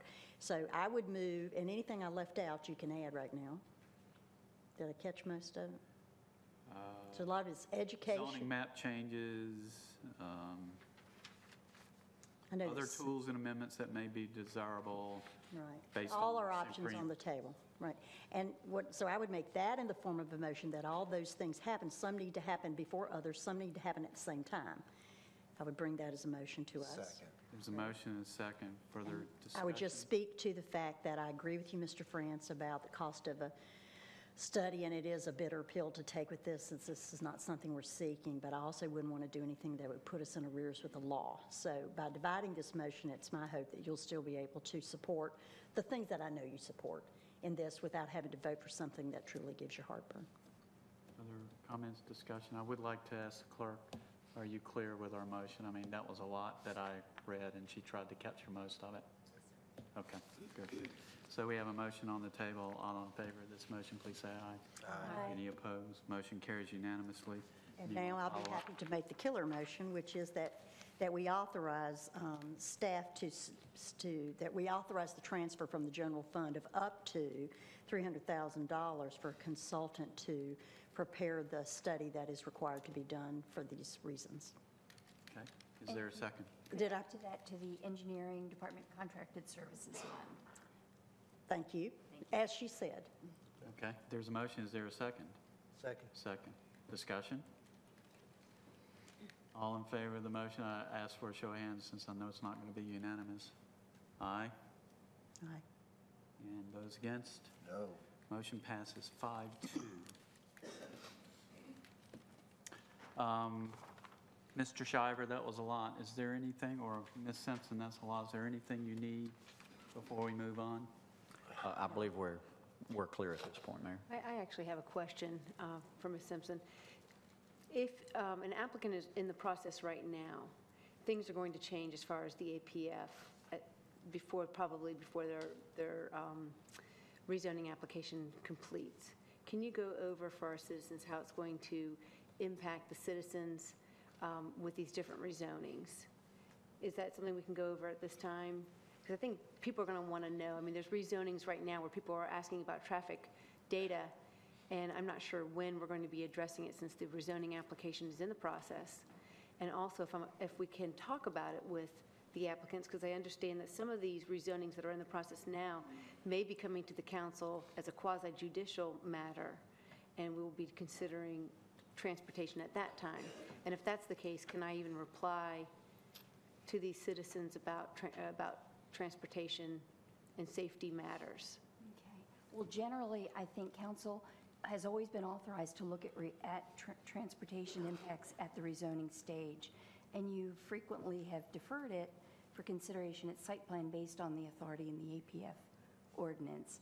Now, with that being considered for repeal, the council should consider at rezoning stage all the traffic impacts and evaluate them at that point.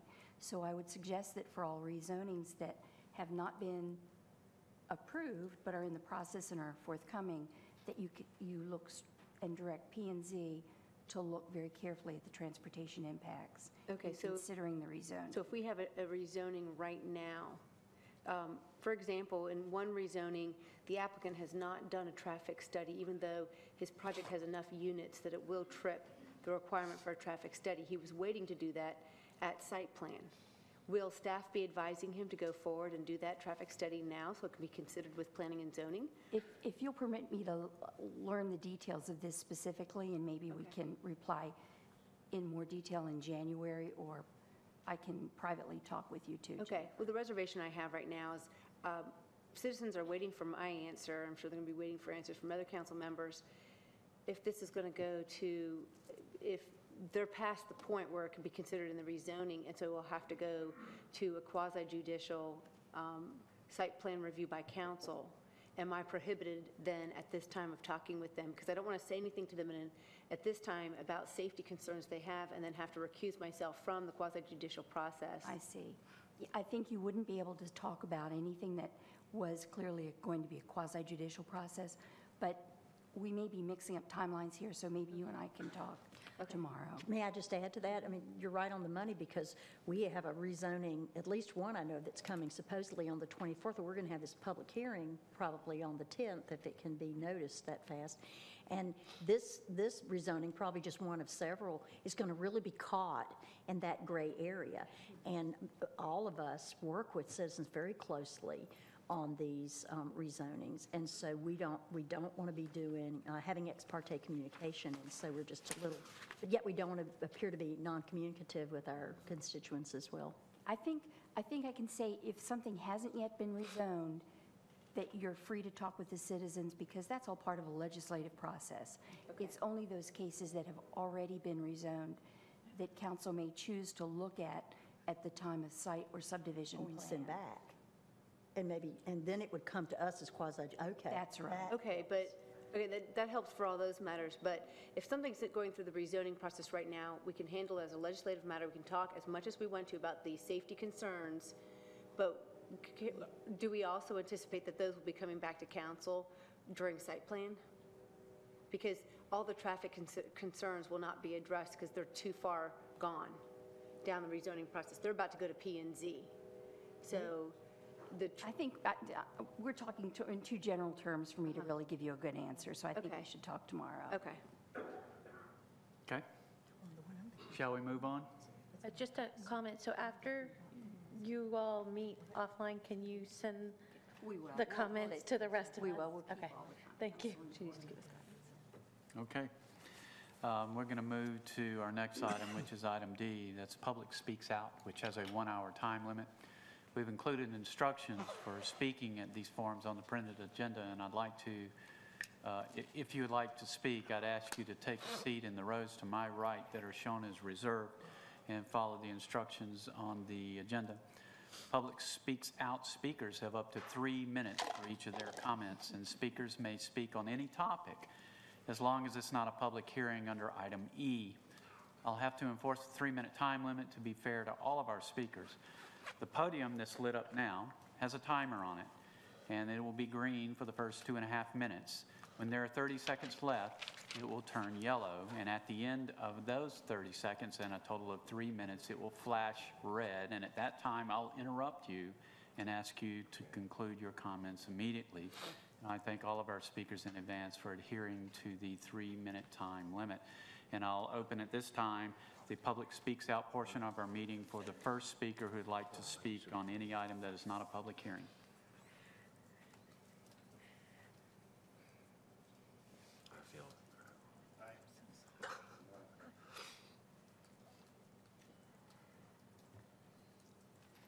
My name's Al Hicks. I'm president of the Lake Ridge Preston Village Homeowners Association and the Lake Ridge Board. I'll speak first, and an accomplished member of our community, Mark Wainwright, will follow. Mr. Mayor and members of council, I'm not here to belabor a point. I'm here due to a significant change in circumstance. We believe the council may be disposed to reconsider the ruling of approximately 18 months ago, establishing a 45-mile-an-hour speed limit in the majority of the Cary section of Morrisville Parkway. We support such a reconsideration. The changed circumstance is that the Morrisville section of Morrisville Parkway has now moved to 35/25 for the school zone.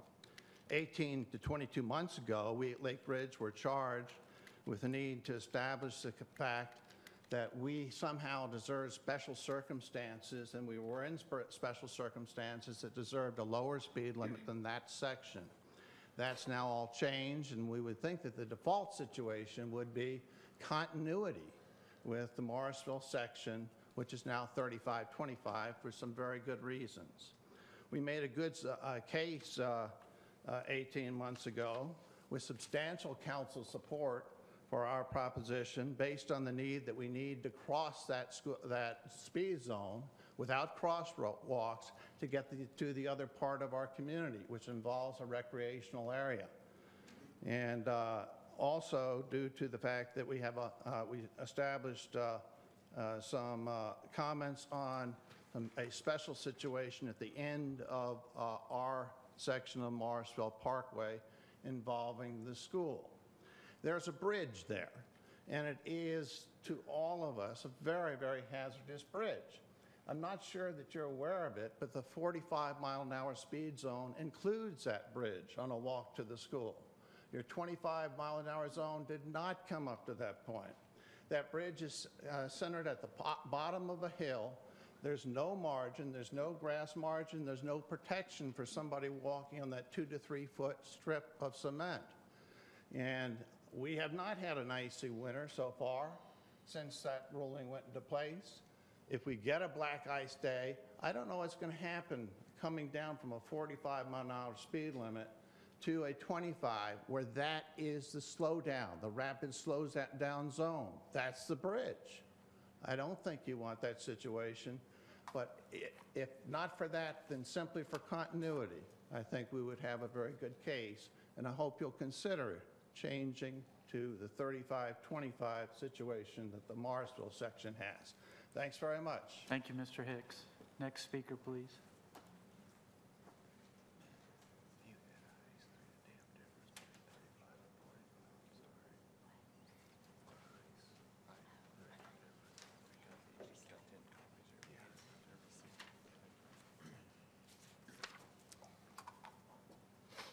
Good, I'm Mark Wainwright. I'm a resident of Lake Ridge Townhomes, which is part of Preston Village.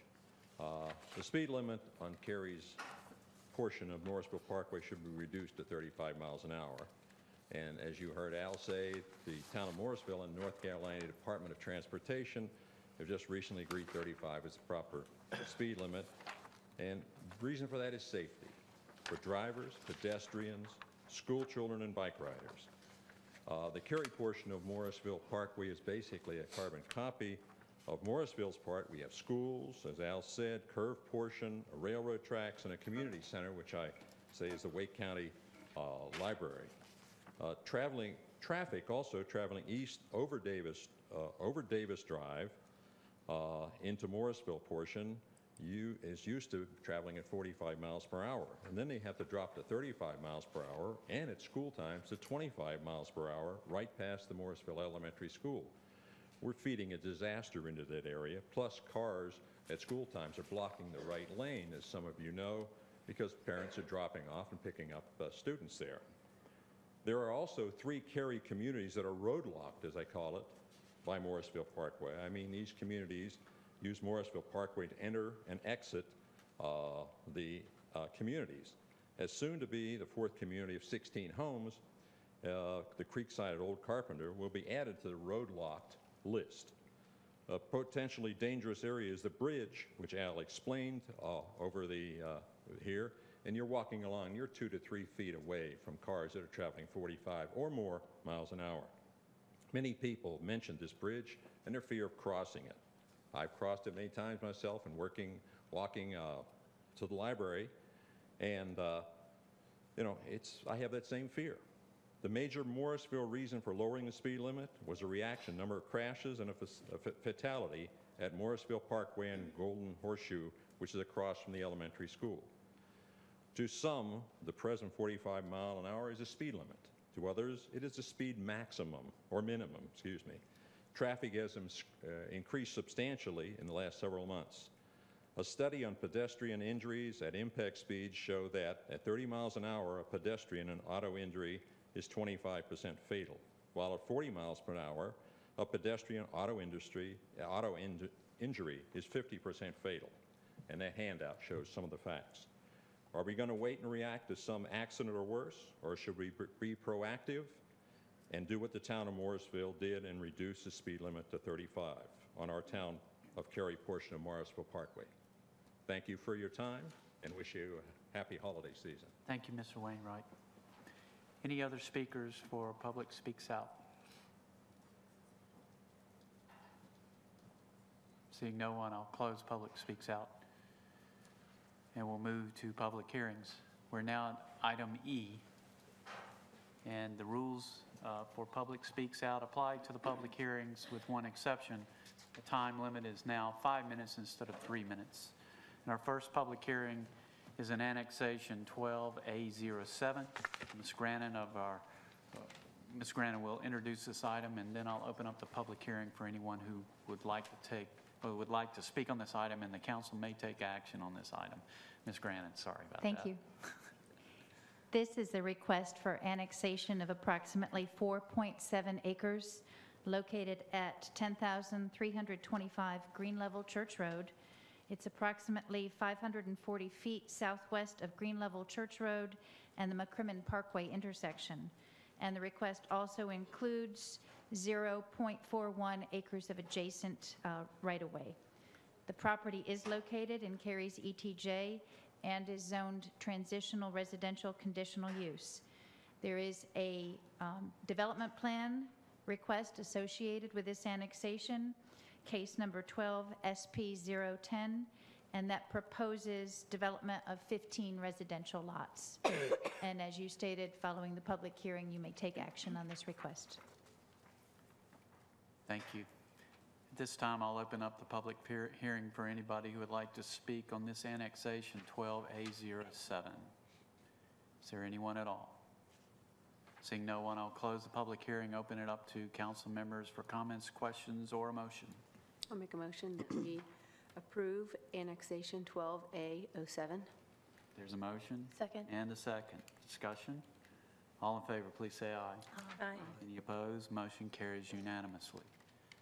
Our next public hearing is another annexation. This is 12A9. Before we proceed with this item, I'll point out that both Mayor Pro Tem Adcock and myself are employees of SAS Institute. Annexation 12A19 is a SAS requested annexation. My voting on this annexation does not result in any direct, substantial, or readily identifiable financial impact for me. Our town attorney has advised that merely being an employee of an applicant does not trigger a voting prohibition. Ms. Adcock, is your situation similar to mine? Yes, it is, Mayor. Okay.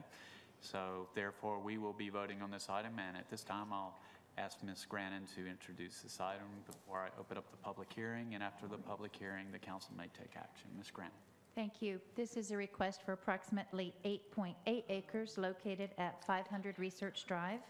The request also includes 0.46 acres of adjacent public right-of-way. The property is located in Cary's ETJ and is zoned office and institutional and residential 40. And the request is associated with a site plan that proposes additional parking area for an existing athletic field. And this concludes staff's presentation. Okay. This time I'll open up the public hearing for anyone who would like to speak on 12A19. Anyone at all? Seeing no one, I'll close the public hearing, open it up to council members for questions, comments, or a motion. I'll make a motion that we approve annexation petition 12A19. Second. There's a motion and a second. Discussion? All in favor, please say aye. Aye. Any opposed? Motion carries unanimously. Our next public hearing is another annexation, 12A20. Ms. Grannon will introduce this item. I'll open up the public hearing. We learned just this afternoon that the applicant has requested that council take final action on this item at our January 24th council meeting. Therefore, we will not take action on this item after the public hearing. At this time, I'll recognize Ms. Grannon once again. Thank you. This is the petition for annexation of approximately 1.5 acres of property located in the southeast quadrant of the Carpenter Fire Station Road and Cary Glen Boulevard intersection. And the request also includes 0.73 acres of public right-of-way. The property is located in Cary's ETJ, and the current zoning is Planned Development District Major. There's an associated site plan with this that proposes a 16,500 square foot medical office building. Okay. And this concludes staff's presentation. Thanks. At this time, I'll open up the public hearing for 12A20 annexation. Anyone to speak on this public hearing or at this public hearing? Seeing no one, I'll close the public hearing and open it up to council members for questions or comments. If there are none, we will see this on our January 24th council meeting agenda for final action. We now move to item number 4. It's the final public hearing. It's a street naming request. Ms. Gina Smith will introduce the item, then I'll open up the public hearing.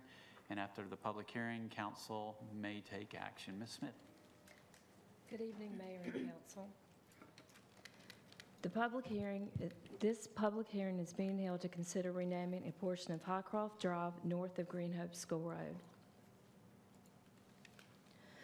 Fryer Subdivision Phase 1 and 2 is currently seeking site plan approval for construction. The construction includes the extension of Highcroft Drive as a collector avenue, beginning at Green Hope School Road and extending northward toward the future extension of Morrisville Parkway. To be consistent with Policy Statement 140, Collector Avenue Road Classification, the road name should have a suffix of avenue. There is an existing section of roadway shown in red on illustration, approximately 1,000 feet in length, named Highcroft Drive, located south of McCrimmon Parkway, and there is a 450-foot section of dedicated right-of-way named Highcroft Drive immediately north of McCrimmon Parkway, both to be considered with this renaming request. Public hearing notification of the proposed renaming was sent to the affected property owners in accordance with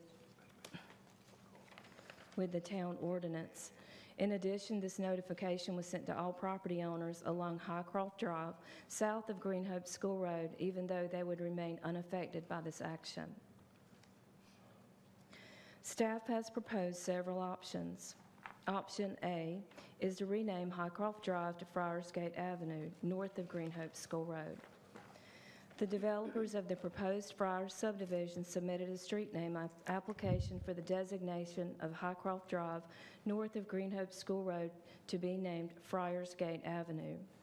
If approved, the name Friars Gate Avenue would be applied to all future road segments along the proposed Collector Avenue route, north of Green Hope School Road.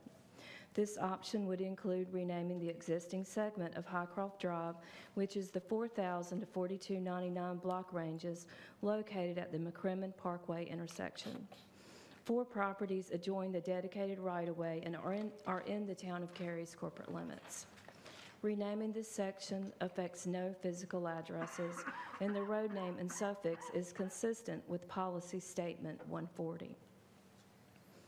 Option B is to rename Highcroft Drive to Highcroft Avenue, north of Greenhope School Road. This option would change the street suffix only. Highcroft Drive would change to Highcroft Avenue, north of Greenhope School Road.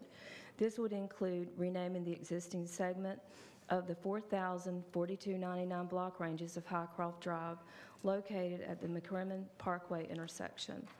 4 properties adjoin the dedicated right-of-way and are in the town of Cary's corporate limits. Renaming this section affects no physical addresses, and the road name and suffix are consistent with Policy Statement 140. However, emergency services have indicated that they do not like the same road name with different suffixes crossing intersections, as it can cause confusion for citizens and emergency responders. Option C is to keep the roadway as Highcroft Drive and do not rename any segment. The option to leave Highcroft Drive without changing the suffix would not affect any physical addresses and is inconsistent with Policy Statement 140. Staff recommends Town Council approve renaming Highcroft Drive north of Greenhope School Road, including the 4,000 to 4299 block range to Friarsgate Avenue. This concludes the presentation. Thank you. Russ Overton and I will be happy to answer questions after the public hearing. Okay, very good. This time I'll open up the public hearing for anybody who would like to speak on the street renaming request. Anyone at all? Seeing no one, I'll close the public hearing, and Ms. Robinson is asked to be recognized at this time. Okay, thank you very much. I regret that I haven't followed up with the citizens recently, and that's my fault to check in with them. But when I did check in with them before the last time we heard about this, they were not in favor of having the name of the road changed at the Greenhope School Road. And you know, I understand staff bringing this to us because we established a policy that said that collector roads such as this one should be named Avenue. But as the deciding body on this, we need to apply some common sense. As in the staff report, it says that option B, that having the same name street but with a different suffix, is not liked by the emergency response staff because it can cause confusion. Well, I would say that when you're on one street and it changes name, that causes confusion. And I have yet to meet anybody who says, man, this feels like a collector avenue. I don't know why it's called a drive. This confuses me. I mean, that doesn't confuse people. What confuses people is when their name changes, or they pull up to an intersection, and if they go right, it's Friars Gate, and if they go left, it's Highcroft. And I think that we should keep this Highcroft Drive. Forget Policy 140 in this situation. It doesn't apply common sense to change the name of a street, you know, just because it has a different look and feel. I think that's a wrong thing. And I think this council also needs to go back to Policy 140 and enter in a guiding principle that says that first, our highest priority is to keep our streets named the same thing so that we don't have the Waldo Rood situation. You know, Waldo Rood, Collins Grove, I mean, Waldo Rood has 4 names, I think, over its short length. So it's crazy. Bebbington, I don't know what it's called. Right, it's Bebbington if you turn right. Bebbington, Waldo Rood, then it's Collins Grove, and then it becomes Jenks Carpenter. It's just crazy. And that's even after we fixed part of it. It had to be Leonard Christian. So we've got to get away from that. So let's not open up new problems in this area. People are confused by road names out west because everything is a level, or it's green, or it's a church. We ought to clean that up too. It's always hyphenated also. It's always very long. So we need to clean that up. But in this situation, let's not make matters worse by bringing in another street name just because we want it to be called an avenue. I don't think it's that important. I think we just keep Highcroft Drive for the whole thing, and I'm willing to make a motion. Okay, that's option C, I believe. That's option C. We get a second one. I want to support you. You want to make that as a motion? I'll make it as a motion that we adopt I'll see your second, and I'll speak to that. You know, in medicine, they say first do no harm. And I feel like that's what we do by not messing with the name of this road. And public safety should trump everything. Common sense is right up there with it, and I support this motion. Okay.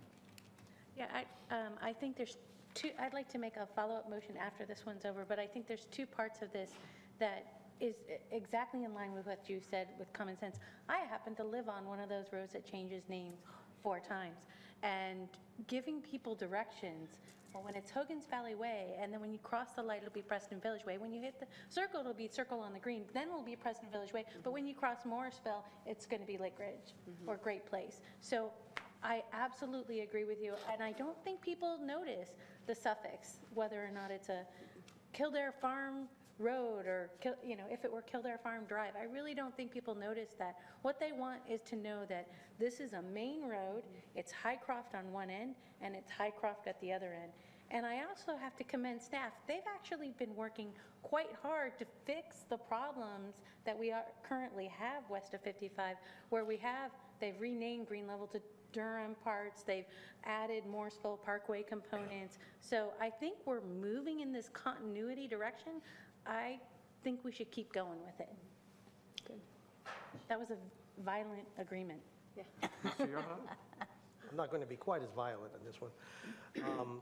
I guess two comments. One, as far as policy statement 140, I really would like to take another look at that. I just don't like Avenue. I don't know where that, who decided that? Probably somebody. That was exactly. That, but she going, okay, we'll let you go there afterwards. But I think just Avenue for everything increases the beigeness maybe that we have here in Cary. I don't mind quirky names necessarily, or long names. Says Mr. Yerha. There you go. That's a short name. However, in this particular case, I certainly understand the developers of Friars Gate maybe wanting to name their main thoroughfare after their own neighborhood and not after the neighborhood across the street. I mean, I can fully understand that. But if we're naming it Friars Gate going all the way north, I mean, Friars Gate is not going to go that far. We're going to be naming Friars Gate then for whatever is going to come in north of them. And then we're going to get a request from them that they want to change that name to, I mean, it just doesn't make sense. This is a very, very big street. We have Highcroft Drive where we have it. We have Highcroft Drive up north there by McCrimmon. Seems to me there was some kind of presumption somewhere when we did that everything was going to be Highcroft Drive. So I can go either way with A or C, but to me the most sense says stay with what we have, and I would support your motion. Thank you. I'd like to just add one follow-up point. Highcroft Drive is stubbed to the south, so it intends to go on further to the south. So would we at that point then name it something different because it's supposed to be an avenue too? I mean, I just think we need to stick with Highcroft Drive. Other comments? First in. First in, yeah. Any other comments? Okay, we have a motion. All in favor, please say aye. Aye. Any opposed? Motion carries unanimously. Ms. Bush? Yes, in keeping with the great track you put us on, I would like to make a motion to ask staff to look at policy statement 140 and provide us some input, given now that you see where we're going, and to have additional language put in that consistency and continuity of road names is a priority in road naming, and ask that you bring that back to council. That'd be great. Yeah. Okay, there's a motion and a second. Yeah, second, sorry. Further discussion? Hell yeah. Help me understand that a little bit better. Hell yeah? No, I was going to say help, but then help me understand what you just said a little bit better. The request is that right now policy statement 140 actually says that you should focus on the suffix should match the type of thoroughfare or road that it is, that collectors and thoroughfares get avenues or Collector Avenue would be an avenue. Avenue, for instance, and that we should have an opportunity to put priority associated with the name and having continuity of the road, rather than always having to switch it for an avenue. I just want the name of the roads to be the same. That's, yes, yes, you hear it sorry, here. That's what they were saying. That's what we're saying. Just keep the roads, That was the names the easier way to same. say what I was Yeah. trying to say. Thank you, Don. Okay. Okay. Thank you, Don. All in favor of this motion, please say aye. Aye. Any opposed? Motion carries unanimously. Thank you, Ms. Smith. Thank you. We're now moving to land development discussion items. We're now at item F. We pulled the HF Investors Rezoning 12 REZ 17 from the consent agenda. As we stated earlier, things are changing. The Planning and Zoning Board, when they reviewed this, reviewed it under a whole different set of circumstances. They now need to take into account traffic safety and the safety of our citizens. And I would love to have them review this rezoning once again. I realize it may be a hardship for the applicant, but I think it's important that Planning and Zoning Board review this with a different set of guidelines. Is that a motion? That's a motion, to send it back to Planning and Zoning. Second. And a second. Discussion? I feel like it's a prudent thing to do. I do too. It's not fair to the applicant, it's not fair to the citizens to do it otherwise. Okay. It's not normal, but I'll allow you to speak because these are unusual circumstances.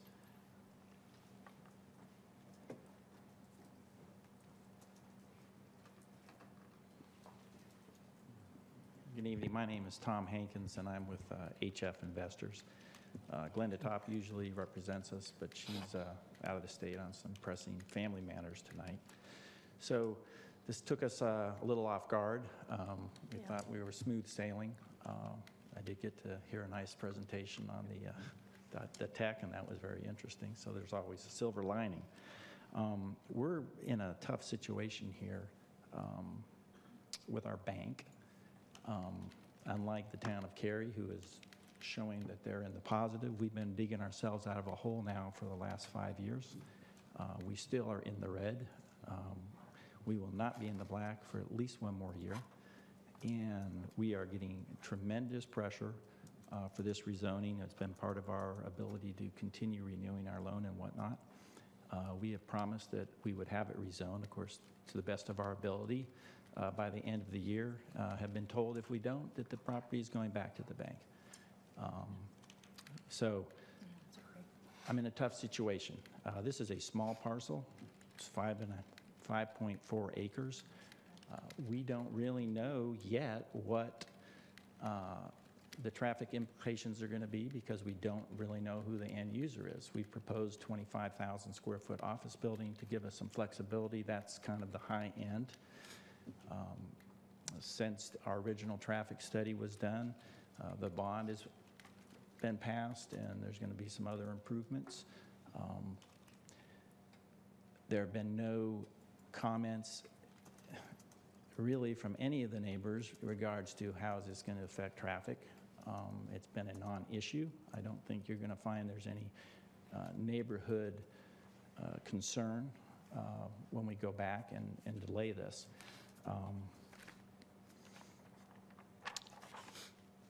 Ultimately, it sounds like there's going to be an increase in transportation fees if this is rescinded, and at that time, then this project would bear its fair share of those. However, that's determined, at the time. I mean, to me, I'm going to get sidetracked a little bit, but just for a $300,000 consulting fee. You take the impact of the number of trips for each project, and you do a weighted percentage of the cost of the improvements for the improvements that are needed. Right now our system it doesn't work very well because you have a small project like this, or you might have a little project and they're having to upgrade, for $3 million something, and that's not practical either. So I am a little happy to see there is going to be some discussion. The money's going to have to come apparently from a different source. That's very important. The last thing developers want to see is bad traffic and crowded schools, because then anti-growth sentiment comes in. Anyways, that's my own personal philosophies. I understand the situation that the council's in. I'm just letting you know my situation as well. Mayor? Thank you, Mr. Right. Oh, don't. It seems like the alternative here is if the applicant agrees to going to site plan review by the council, which would be quasi-judicial. Is it fair to ask him if he's willing to do that? Because that's the alternative. That's the alternative, right? That's a legal question. And I don't know that that's an appropriate condition on the rezoning, and whether council won't have the same broad discretion once it's at the quasi-judicial stage for approving it will be related to traffic safety. What is the risk? Yeah. Like The you risk said, is the citizens will foot the entire bill for traffic and traffic improvements and safety, right? I'm sorry, repeat that, Mayor. Mr. Smith asked, what is the risk that we go ahead with this rezoning? Assuming the council chooses to repeal the roads APF, at the time of site plan approval, the transportation development fee would be due. It may be before the new fee structure's in place, and there wouldn't be what you're relying on at this point, as P&Z had reviewed the rezoning, that there'd be a review of traffic and implementation of mitigation, certain new lanes or signals, or I don't know what was required. Let me rephrase it, and I recognize this may be very naive, but are we coercing the individual if we have a commitment that this one stay consistent with the old APF? Or does that muddy the waters and complicate things for all else? You know, I mean, it's like you're halfway across a river. It's a mess going the rest of the way. It's a mess going back. I'm just trying to, you know, you're talking about common sense earlier. I just don't know.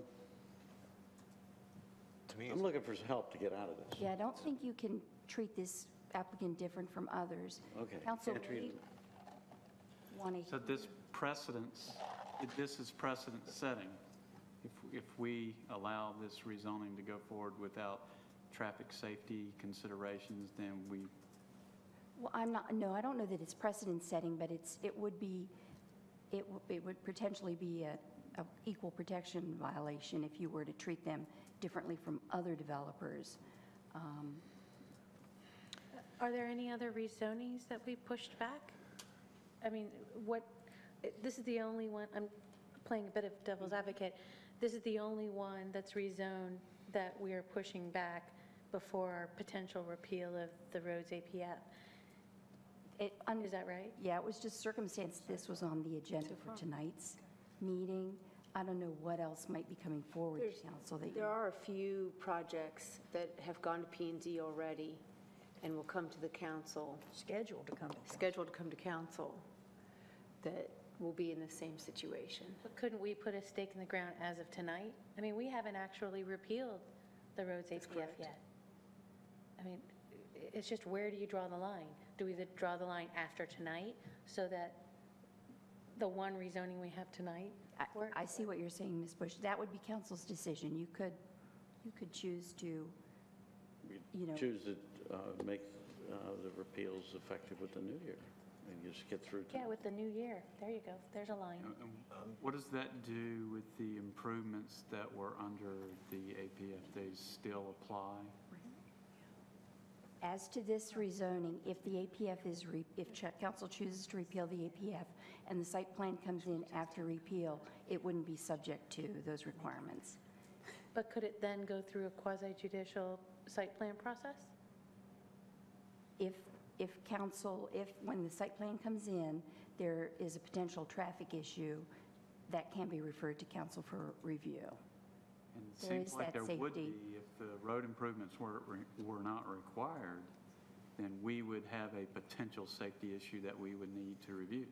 Yeah, congestion may not be a safety issue. It would have to be a safety issue, but yes, you're right. That would be an opportunity. To me, it's a 25,000 square foot office project. It's not that big, and most of the traffic's going to be coming from the surrounding neighborhoods anyway. I think one thing that we might want to ask is of Mr. Bailey about the road improvements in this area, because it's my understanding that the intersection that probably is most impacted by this project is one that we are already underway in making improvements to. Maybe you can comment on that.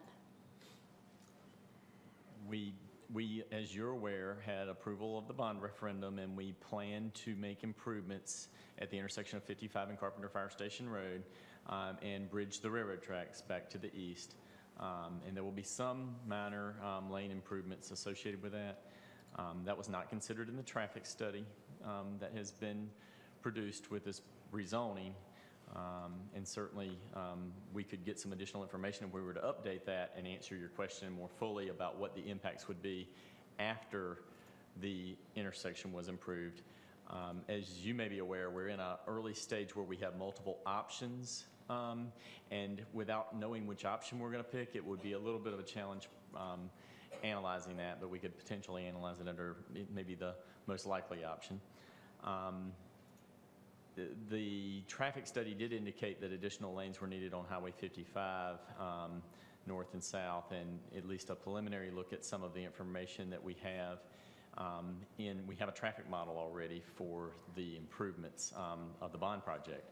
So it's likely that we may still have impacts even after the intersection that this project may need to mitigate. But we would need to do a traffic study, a revised traffic study, to be able to answer that question. Oh, okay.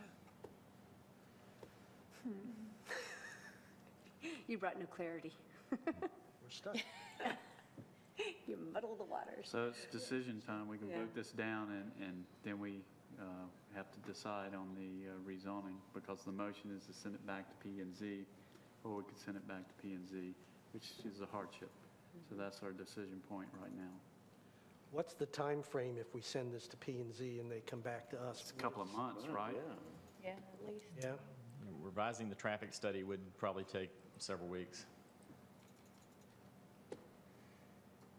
So we ready to vote on this decision point and then have the next motion, or you guys need more time? I don't know if there's going to be I good think information. Or In my more mind, advice. what might be best is that we vote down this motion, we approve this rezoning, and then we ask our staff to bring this to us a site plan. at the site plan level and see if there's any safety considerations. What do you I think? absolutely agree, because our intent is not to encumber the applicant any more than they already are. Our intent was actually to help. And if it sounds like that's not what it's going to achieve, then I think even though it was very well-intentioned, that we not do it that, well-intentioned by the mayor, that we not do it that way.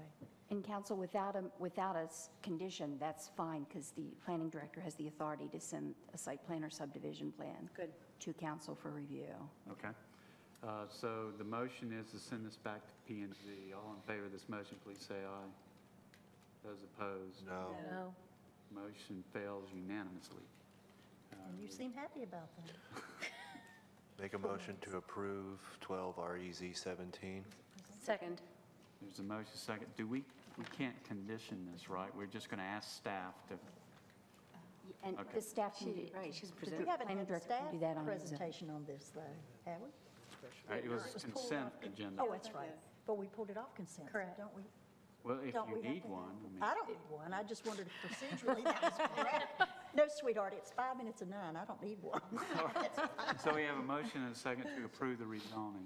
Further discussion? Yeah, I Just procedural question. think you've heard a lot that we're trying to work with you, and I know in this day and age when everything is contractual and lawyers get involved, I just hope that you understand that down the road, as this moves forward, I hope all of us are guided by fairness, and I hope we're guided by, the spirit and intent of what we're trying to do. You are caught in the middle, and I just hope you recognize it, that we're trying to help, and we just hope that spirit Appreciate goes that. both ways. Yeah. All in favor of this motion, please say aye. Aye. Those opposed, motion carries unanimously. Could I make a comment? Mayor, is it okay? I wanted to thank the mayor for giving the applicant the opportunity to talk to us, even though it was not typically done, because it was extremely helpful. And these are those occasions where you really want to put a face on the issue. And it he was- was able to do and that for we're- us. Very important information. It's really a weird night. So thank you. And Thank you, Mayor, Mr. Hagan. for All right. using Thank you. common sense. We And- want to direct staff to bring, I believe it's consensus, I don't know if we need a motion. We got to do this. And since you pulled this. Oh, this yeah, is we the- got to do the consistent. Okay. Let's do that one first, and then we'll get to the other. So I'll try. Make a motion for, in the statement of consistency and reasonableness for 12 REZ 17, that in accordance with NCGS 160A 383, Town Council will approve a statement of consistency and reasonableness. There you go, that's it. Second. There's a second. Reading the Motion and a rest. second. Discussion. All in favor, please say aye. Aye. Opposed, motion carries unanimously. Do we need a motion to direct staff to bring that site plan to us? That's the planning director's prerogative, right? Where is Isn't the that what you plan? said? No, okay, so we're good there. Thank you, Ms. Grannon. We now move to old and new business. Our next item is the council-initiated request. Mrs. Bush is sponsor of this request, so I'll let you present it. Good. Thank you, Mayor, and thank you to my fellow council members and Ms. Robinson for co-sponsoring this. As you heard during the Public Speaks Out, both Ms. Robinson and I were contacted by several residents, and in a spirit of open transparency, we both happen to live right off of this road, off of Morrisville Parkway, where the speed limit is currently 45, that is west of Davis Drive. But in October 24th, I believe, the town of Morrisville actually changed the speed limit on the east side of Davis Drive to be 35, from 45 miles per hour to 35 and 25 miles per hour. I wouldn't normally bring something that you all had made a determination about previously, but situation and circumstances have changed. Now that the speed limit has changed from 45 to 35 on that side, additional homes have gone in place, as we heard from the speakers. More children are walking to school. We also have within that area 3 schools, a high school and 2 elementary schools, a tennis court, and also a library. And since we just talked about the value and priority of continuity in road names, I think there's some value to continuity in the speed limit as well.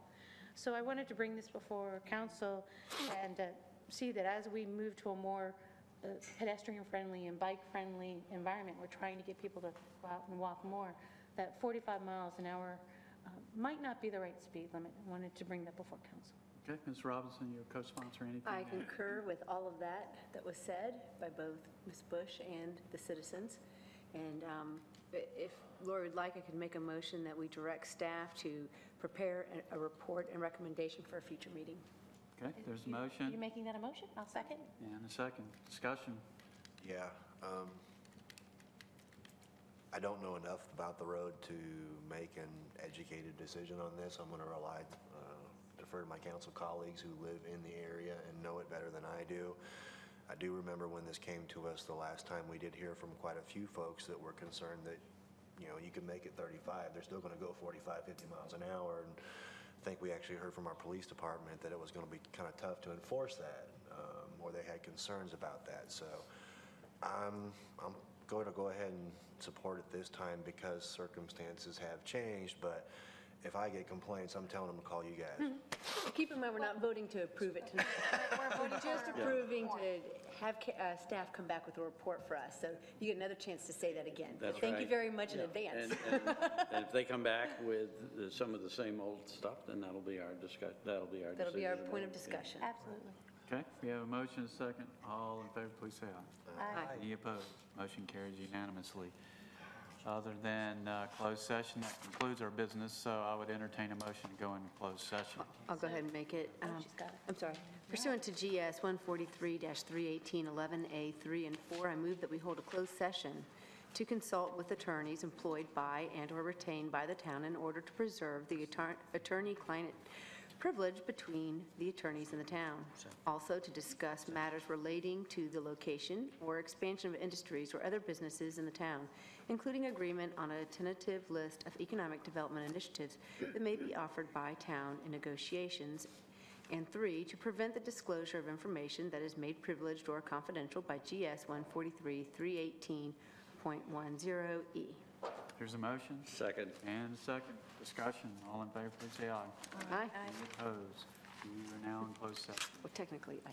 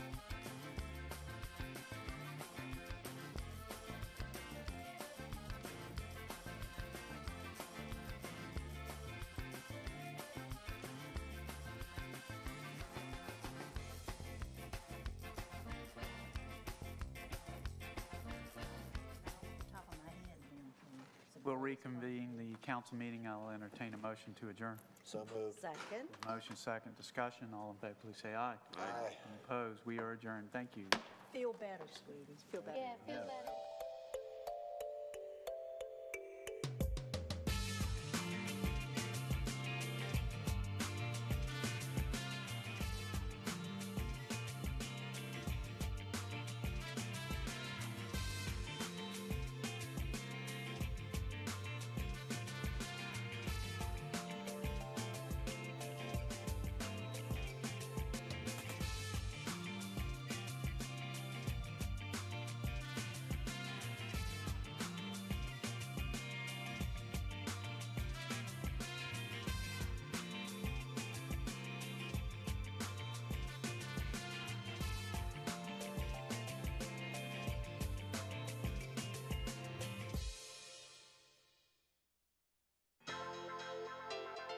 This has been a production of Cary TV. Visit the Town of Cary's website at townofcary.org.